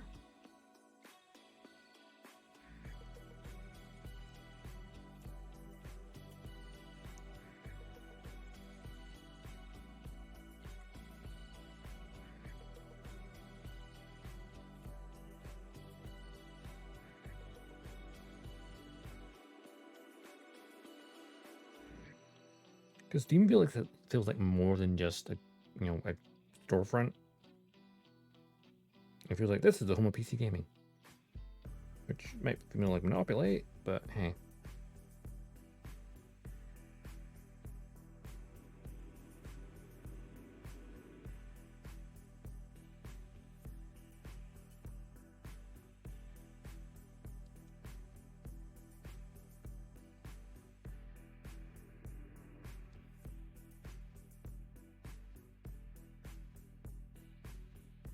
Okay, putting on landing gear hatches when the landing gear is in the way is a little bit tricky.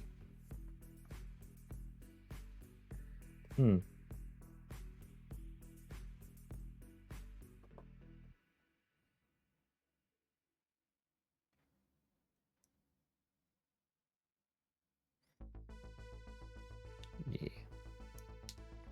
When you think PC gaming, you think Steam. And they've earned it over the decades.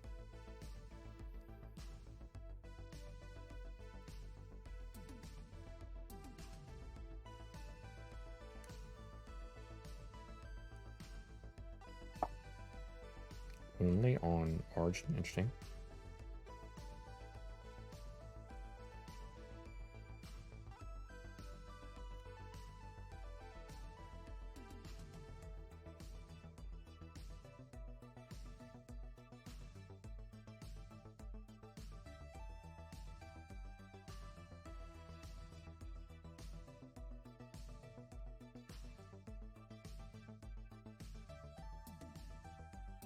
Yeah, they did.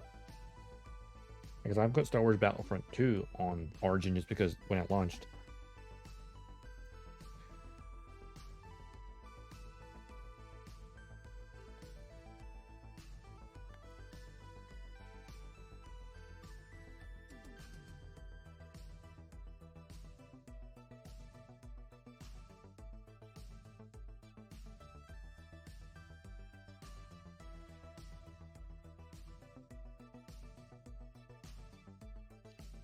It's like, yeah, you can get your game on Steam and then launch it into another launcher. Genius.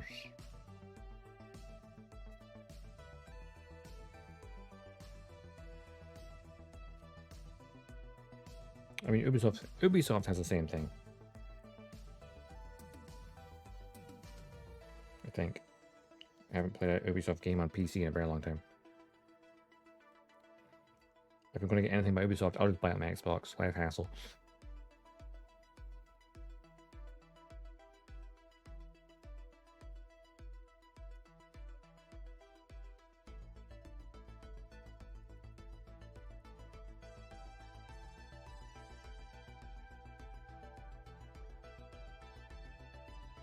That's the great thing about consoles. There's no extra launchers. It's just, hey, boom, you're done.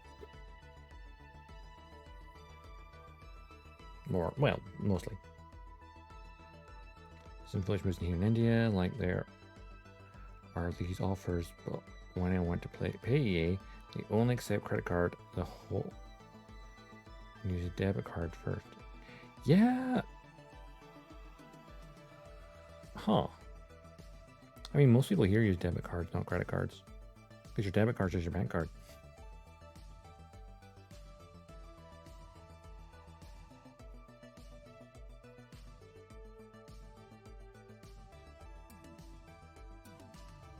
I like use my credit card for almost nothing.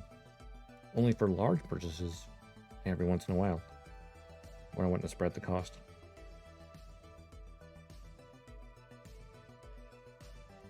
Otherwise, debit card all the way. Use the money I know I have rather than extra debt. Huh, strange. I guess it varies country to country.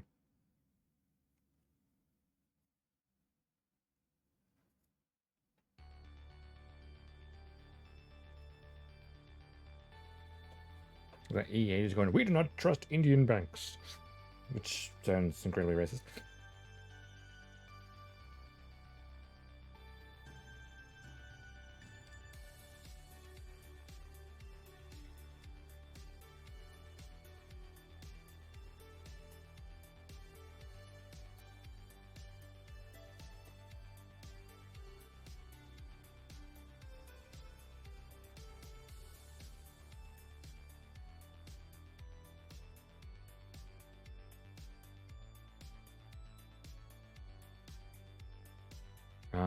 Okay.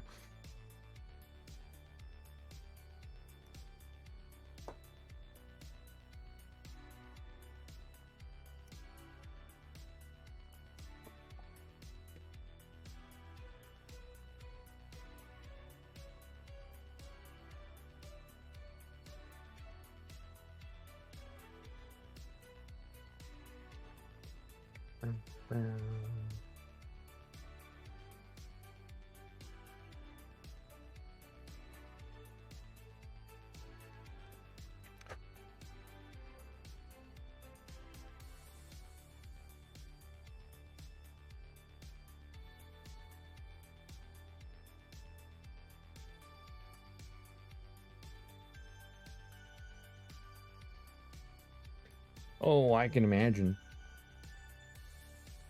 The classic, oh my god, a Steam sale, spend, and never play it.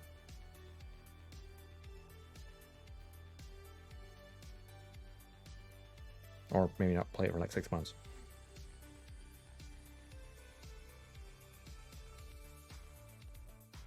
I mean, it's a running joke. People have more games on Steam than they've ever played on Steam. Because they just keep buying things in sales. Because, oh, it's a great deal. And then never get time to play it.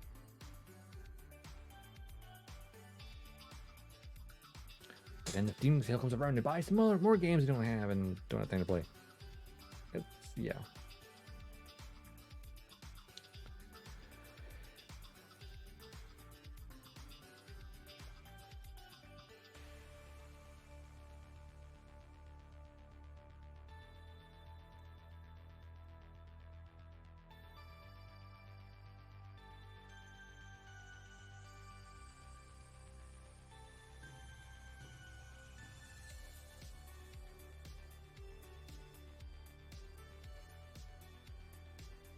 Yeah, true.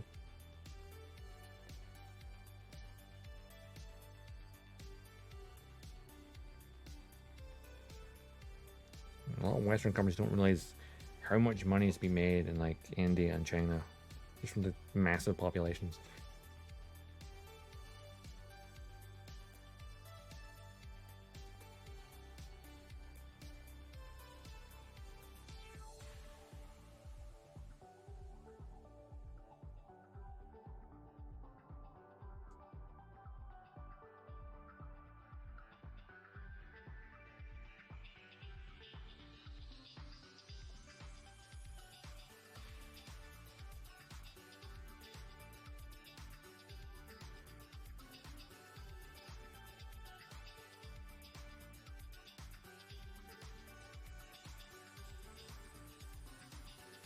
The landing gear hatches are tricky because you're gonna put it in behind.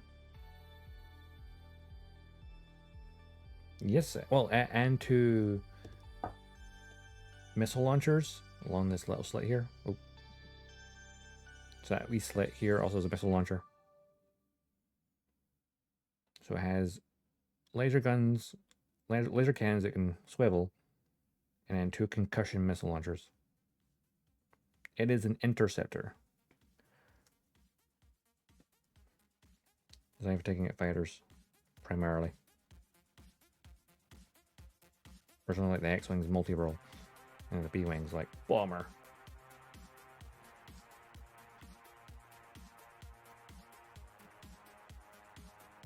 Which brown panel?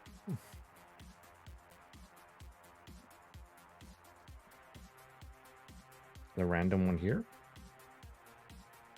Or like the random one there? If it's like the ones that are just like randomly spaced out, like this and this, that's just aesthetic. It's like the Star Wars thing of like having the odd panel be slightly a different color for some reason. Because there's even supposed to be a couple other panels that are gray.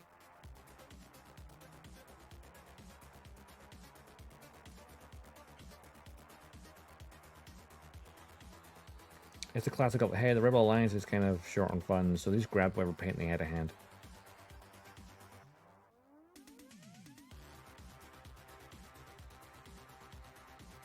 Yeah, basically. Like, for all we know, that panels of a different A-Wing has his colors the reverse.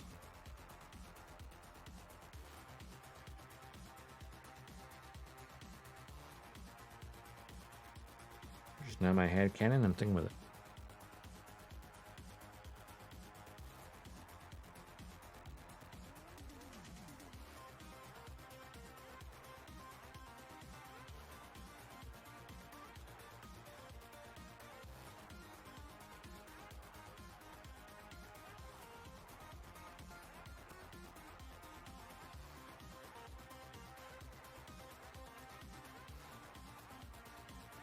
If you look at like the Empire, everything is all nice and clean and like almost singular color. But obviously they have some little shades of gray thrown in there.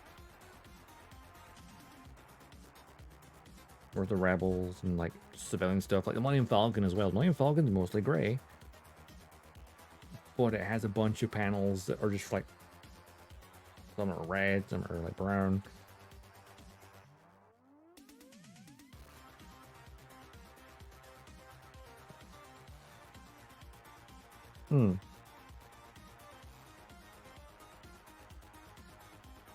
Would you believe this A-Wing is part of Green Squadron?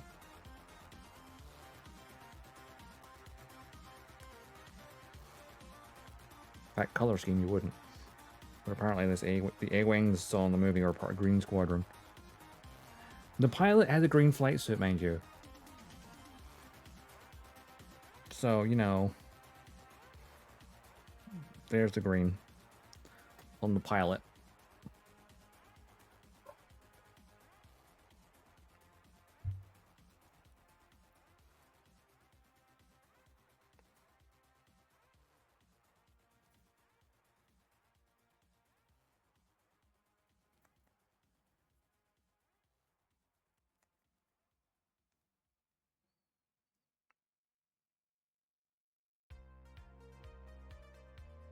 Kind of like how in the original Star Wars,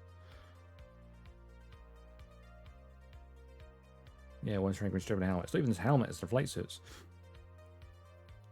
They have green overalls.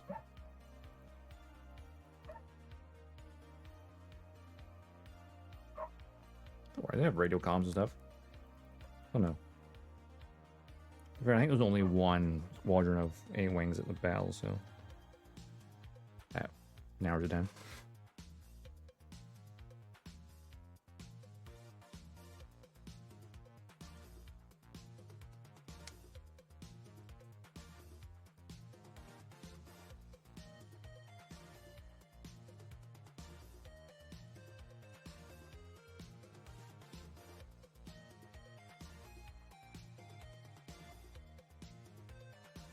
Getting these hatches in is tricky. Yeah, I go do that one before that one this time. Dog on the background? Yeah. She just went outside.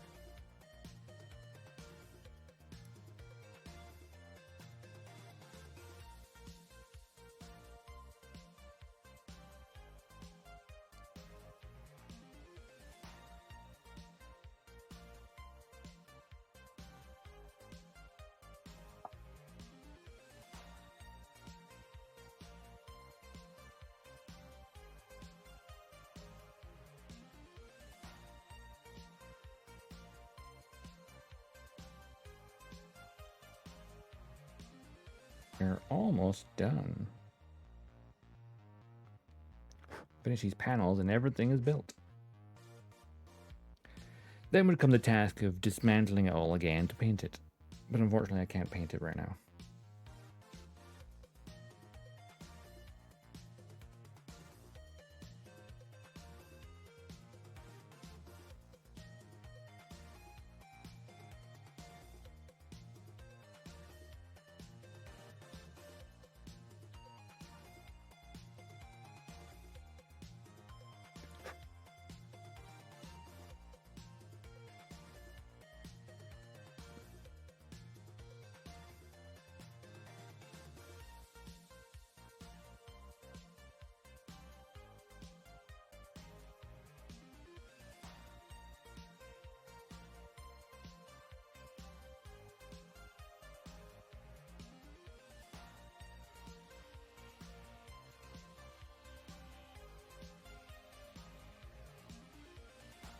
Let's get this panel in here.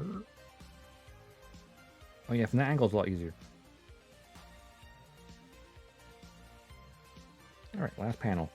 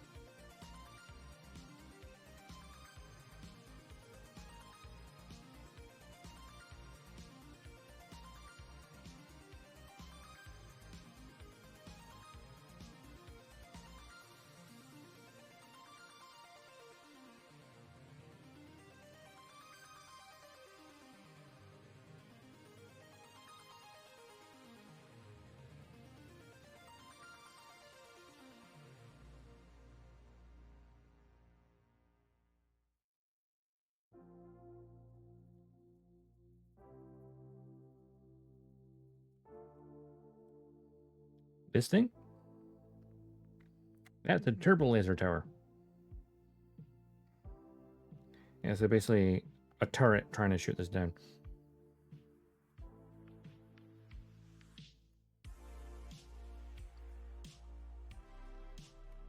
which is a neat accessory for like the display base, because I can take that panel off of there, put the arm on it, display this next to it. Right now, building the landing gear instead.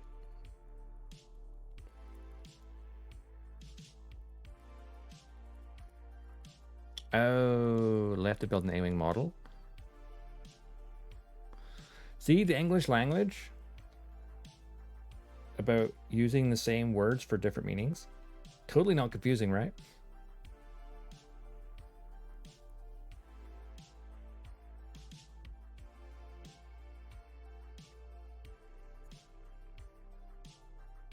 But this one panel to put on the landing gear hatch, and that will be it for building. And then I can swap out between landing gear or flight mode.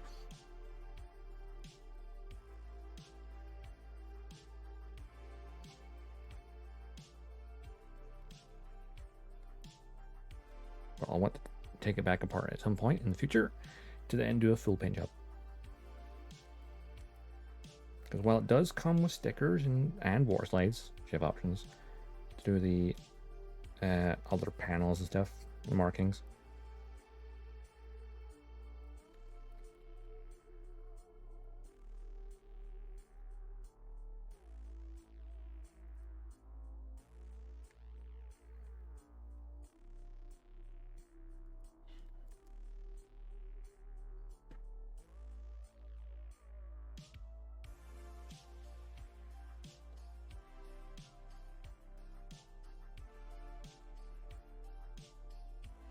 Get this door hatch on here. There we go. There we go. Landing gear, and this damn laser cannon that's really loose on this side.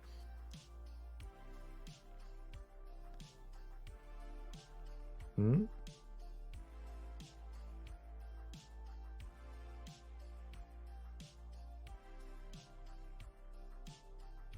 Hmm.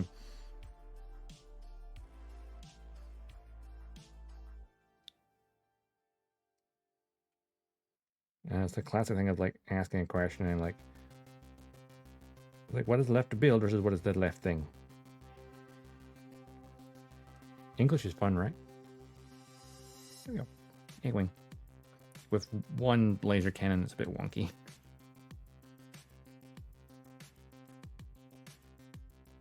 But what's nice is I can actually take the canopy off. Nice and easy.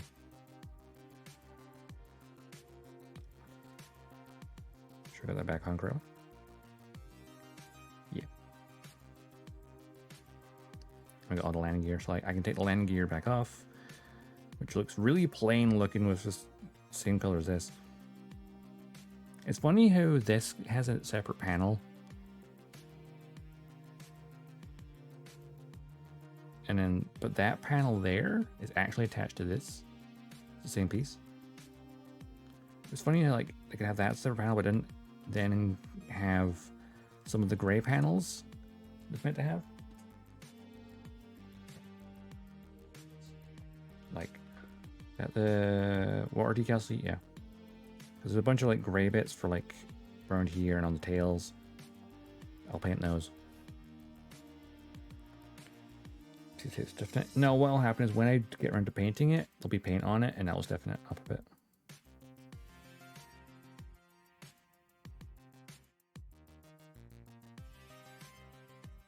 I would definitely placement optimization, I guess.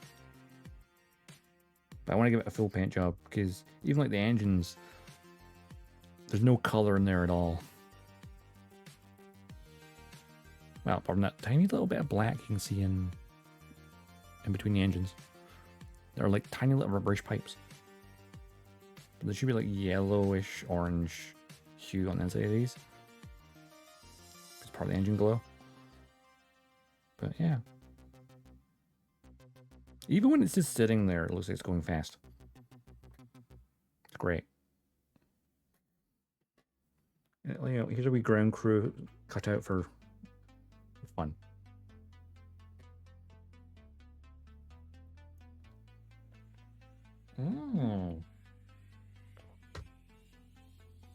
That's a good thought, actually.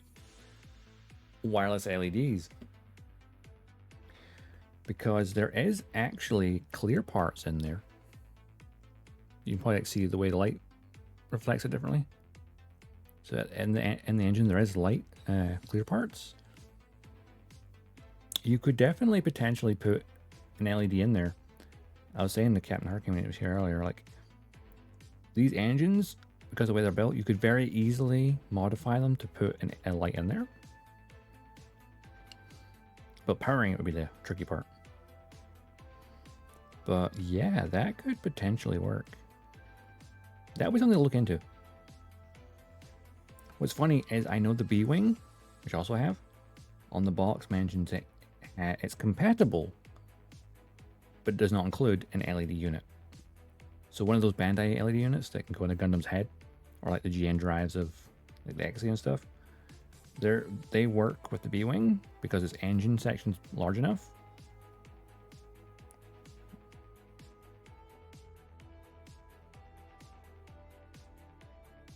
Wireless charge. Oh, yeah. I mean, you can always like drill some holes and get some things in there. Because behind the thing is there like a plate. But there's a lot of potential there. But it's going to be a project. It'll be a project in itself taking us apart. Like some bits will be easy, like, you know, popping off the, you know, the landing gear, the guns. This engine assembly you should pull off fairly easily because it's the engines and then this part in the middle. But it's definitely only these parts are locked in place. So like if I pull this, this will come with it. The front nose can easily pop off. Then you enter the more struggle part because trying to then get this. Well, this will come off easy enough actually. Then the main body will become tricky. So disassemble to get into the cockpit. But if you can get this panel off, this big piece, then the cockpit will pop out easily. Because I want to paint the cockpit fully.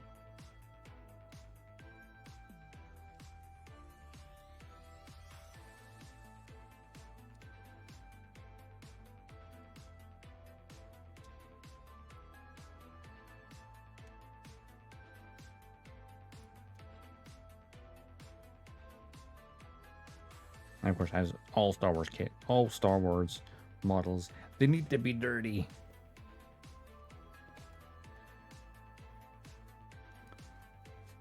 No, this is the original colors. So the same as it is right now. Would just, you know, I want to try and go for screen accuracy if I can. I think it'd be a nice challenge.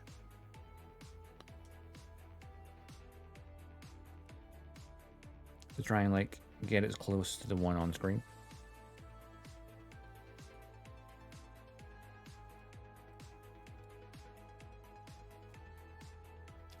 Alright, I'm gonna flip this over so I can see the painted version to show you. Should be on. There we go. Oops.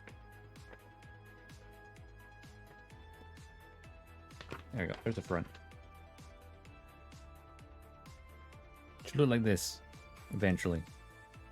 Thankfully, got a full color guide.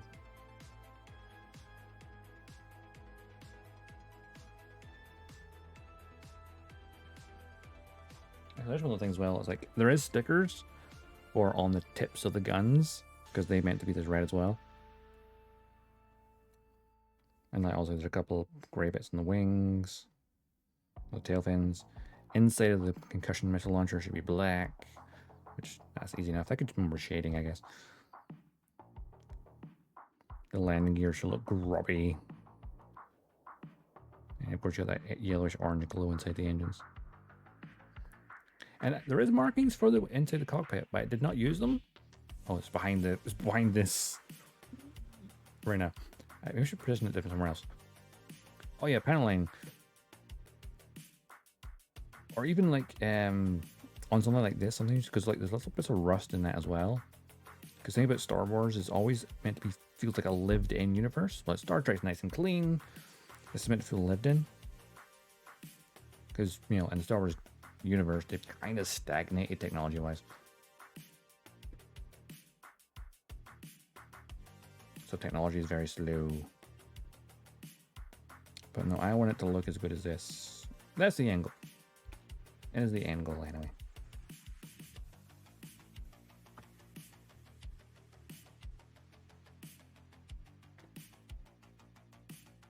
And of course, as well as painting this, I need to get around to painting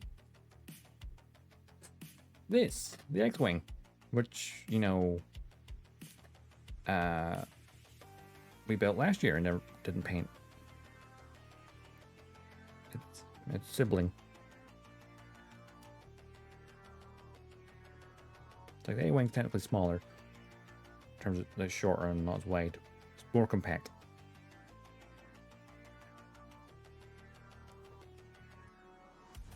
I mean, still developed tech in Star Wars. It's just like when you have a civilization that's spread across a galaxy, you know, the Galactic Republic and stuff. I guess technology, it looks like it stagnates from us, the viewer point of view.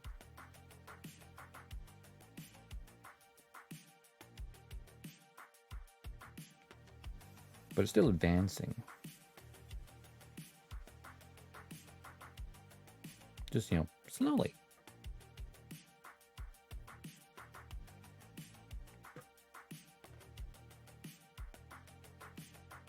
Not to mention all the Star Wars, you know, all the conflicts that probably have a lot of technology gets lost over time due to being destroyed and whatnot. I don't know, it's one of those things. Weird.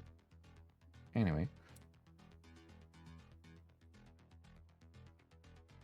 I mean, there is cyborgs in Star Wars. They're canon.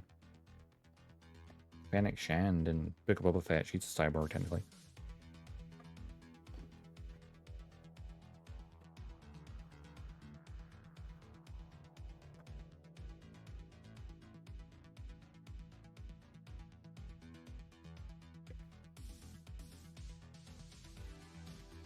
So, no, there's plenty of talent.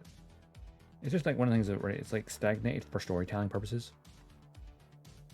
Hell, even in the movies, obviously in the Last Jedi, like, oh my god, they like up until that point, tracking someone through hyperspace was not possible unless you had a tracker on their ship. But you know, they were developed for that movie, where that they can track you through hyperspace so long as they see you jump away.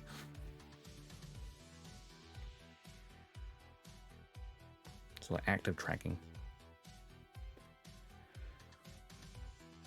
Wouldn't that be fun? I would be surprised if there was something out there in like a comic book somewhere. Oh, something that happened. That'd be kind of cool. Like similar character.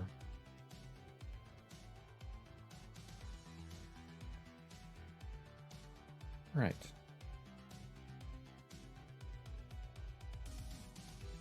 I think I will, well, I will wrap it up here because we're done.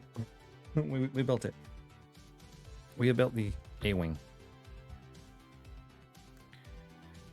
Now, of course, the month is not over. Star Wars month is still going. Next stream shall be Sunday to do some more Star Wars Outlaws. Actually, I think it was Star Wars Outlaws. The second expansion actually dropped today, but we're still like fairly early-ish game, so we probably won't be playing that yet.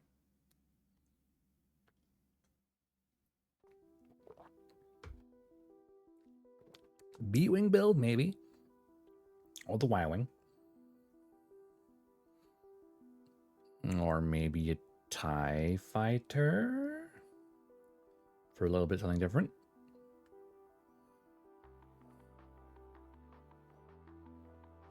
We've got 2 Rebel ships. We should have 1 Empire. I do have a TIE Fighter. The standard one. But it was put in storage with a bunch of other stuff a while back, and I'm not sure if I can get to the box that it's in. I know where it is. I know exactly where it is. The problem is other family members may have stored other things on top of the box that it's stored in. So it might take a expedition to get to the box. So I know exactly where it is, but getting to it might be the hard part. along with my AT-AT and AT-ST. Oh, and Slave 1. So that's only 1/44 scale.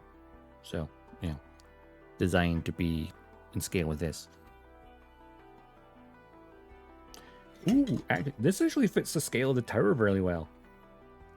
I mean, the tower's probably actually accurate scale, but yeah. That makes the tower look bigger. It's like 1/44 versus 1/72. Quite a difference.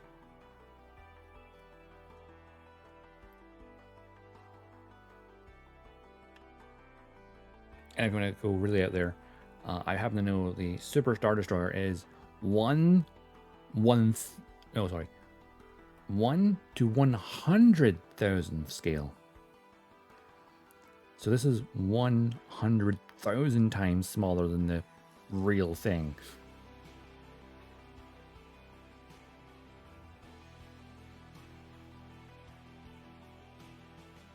Yeah, the thing is massive. I mean, a normal Star Destroyer is kilometer? Half a kilometer long? I can't remember. I have a Star Destroyer behind me. I really wish I could get the 1/5000 scale Star Destroyer. You know, the one that's actually massive and has LED engines and stuff. That'd be cool to have one day if they ever reprint it. But alas, that would require a reprint.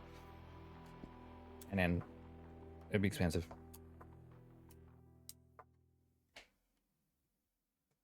Anywho, what's it over? There we go.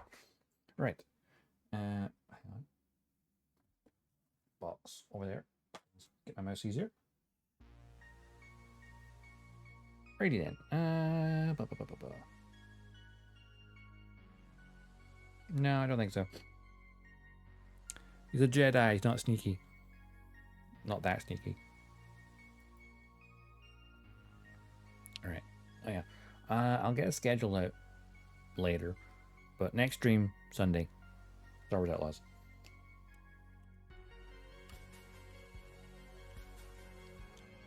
I'll put on the socials and the Discord. As for right now, who shall we raid? Let's have a look. Who's live currently? I thought Mara was still live. Guess not.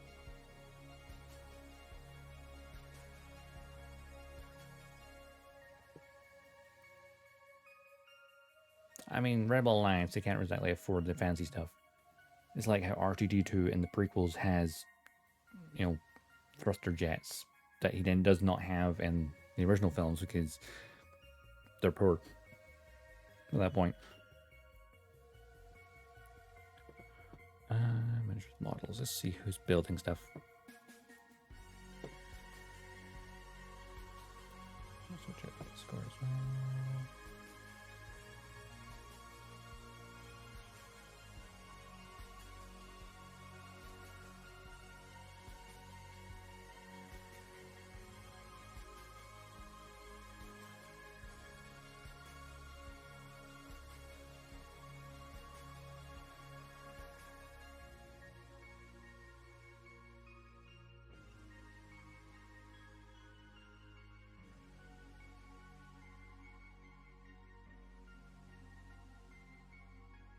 No one on that.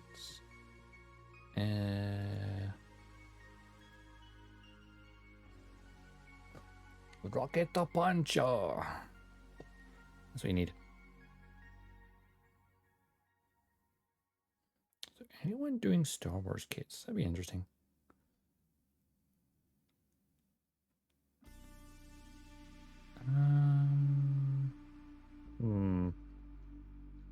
That's not even a model. That's Lethal Company.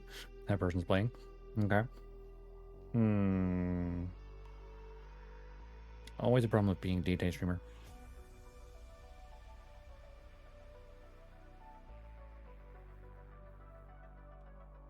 Just finding someone with the right vibe. Yeah, that's great. No raid. Just wrap it up. Instead. Right. Change.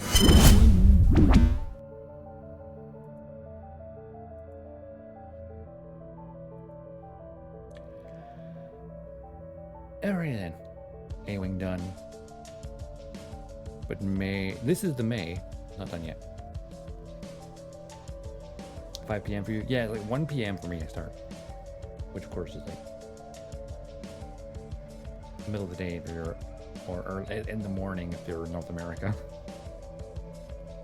But especially when it comes to that Gunpla stream, streaming during the day just makes more sense because then you're being productive. Or streaming in the evening, I think it works for games. It just depends on your own personal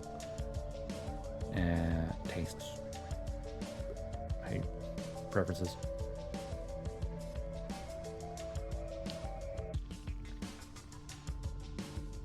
Oh yeah, even like, especially like American streamers, it's ones where like, hey, we're going live at like whatever PM PST, you know, like cool, that's midnight or 3 a.m. depending on their time zone. I'm just like, nah, we good. Well, like right now? No. That would make sense because that would be.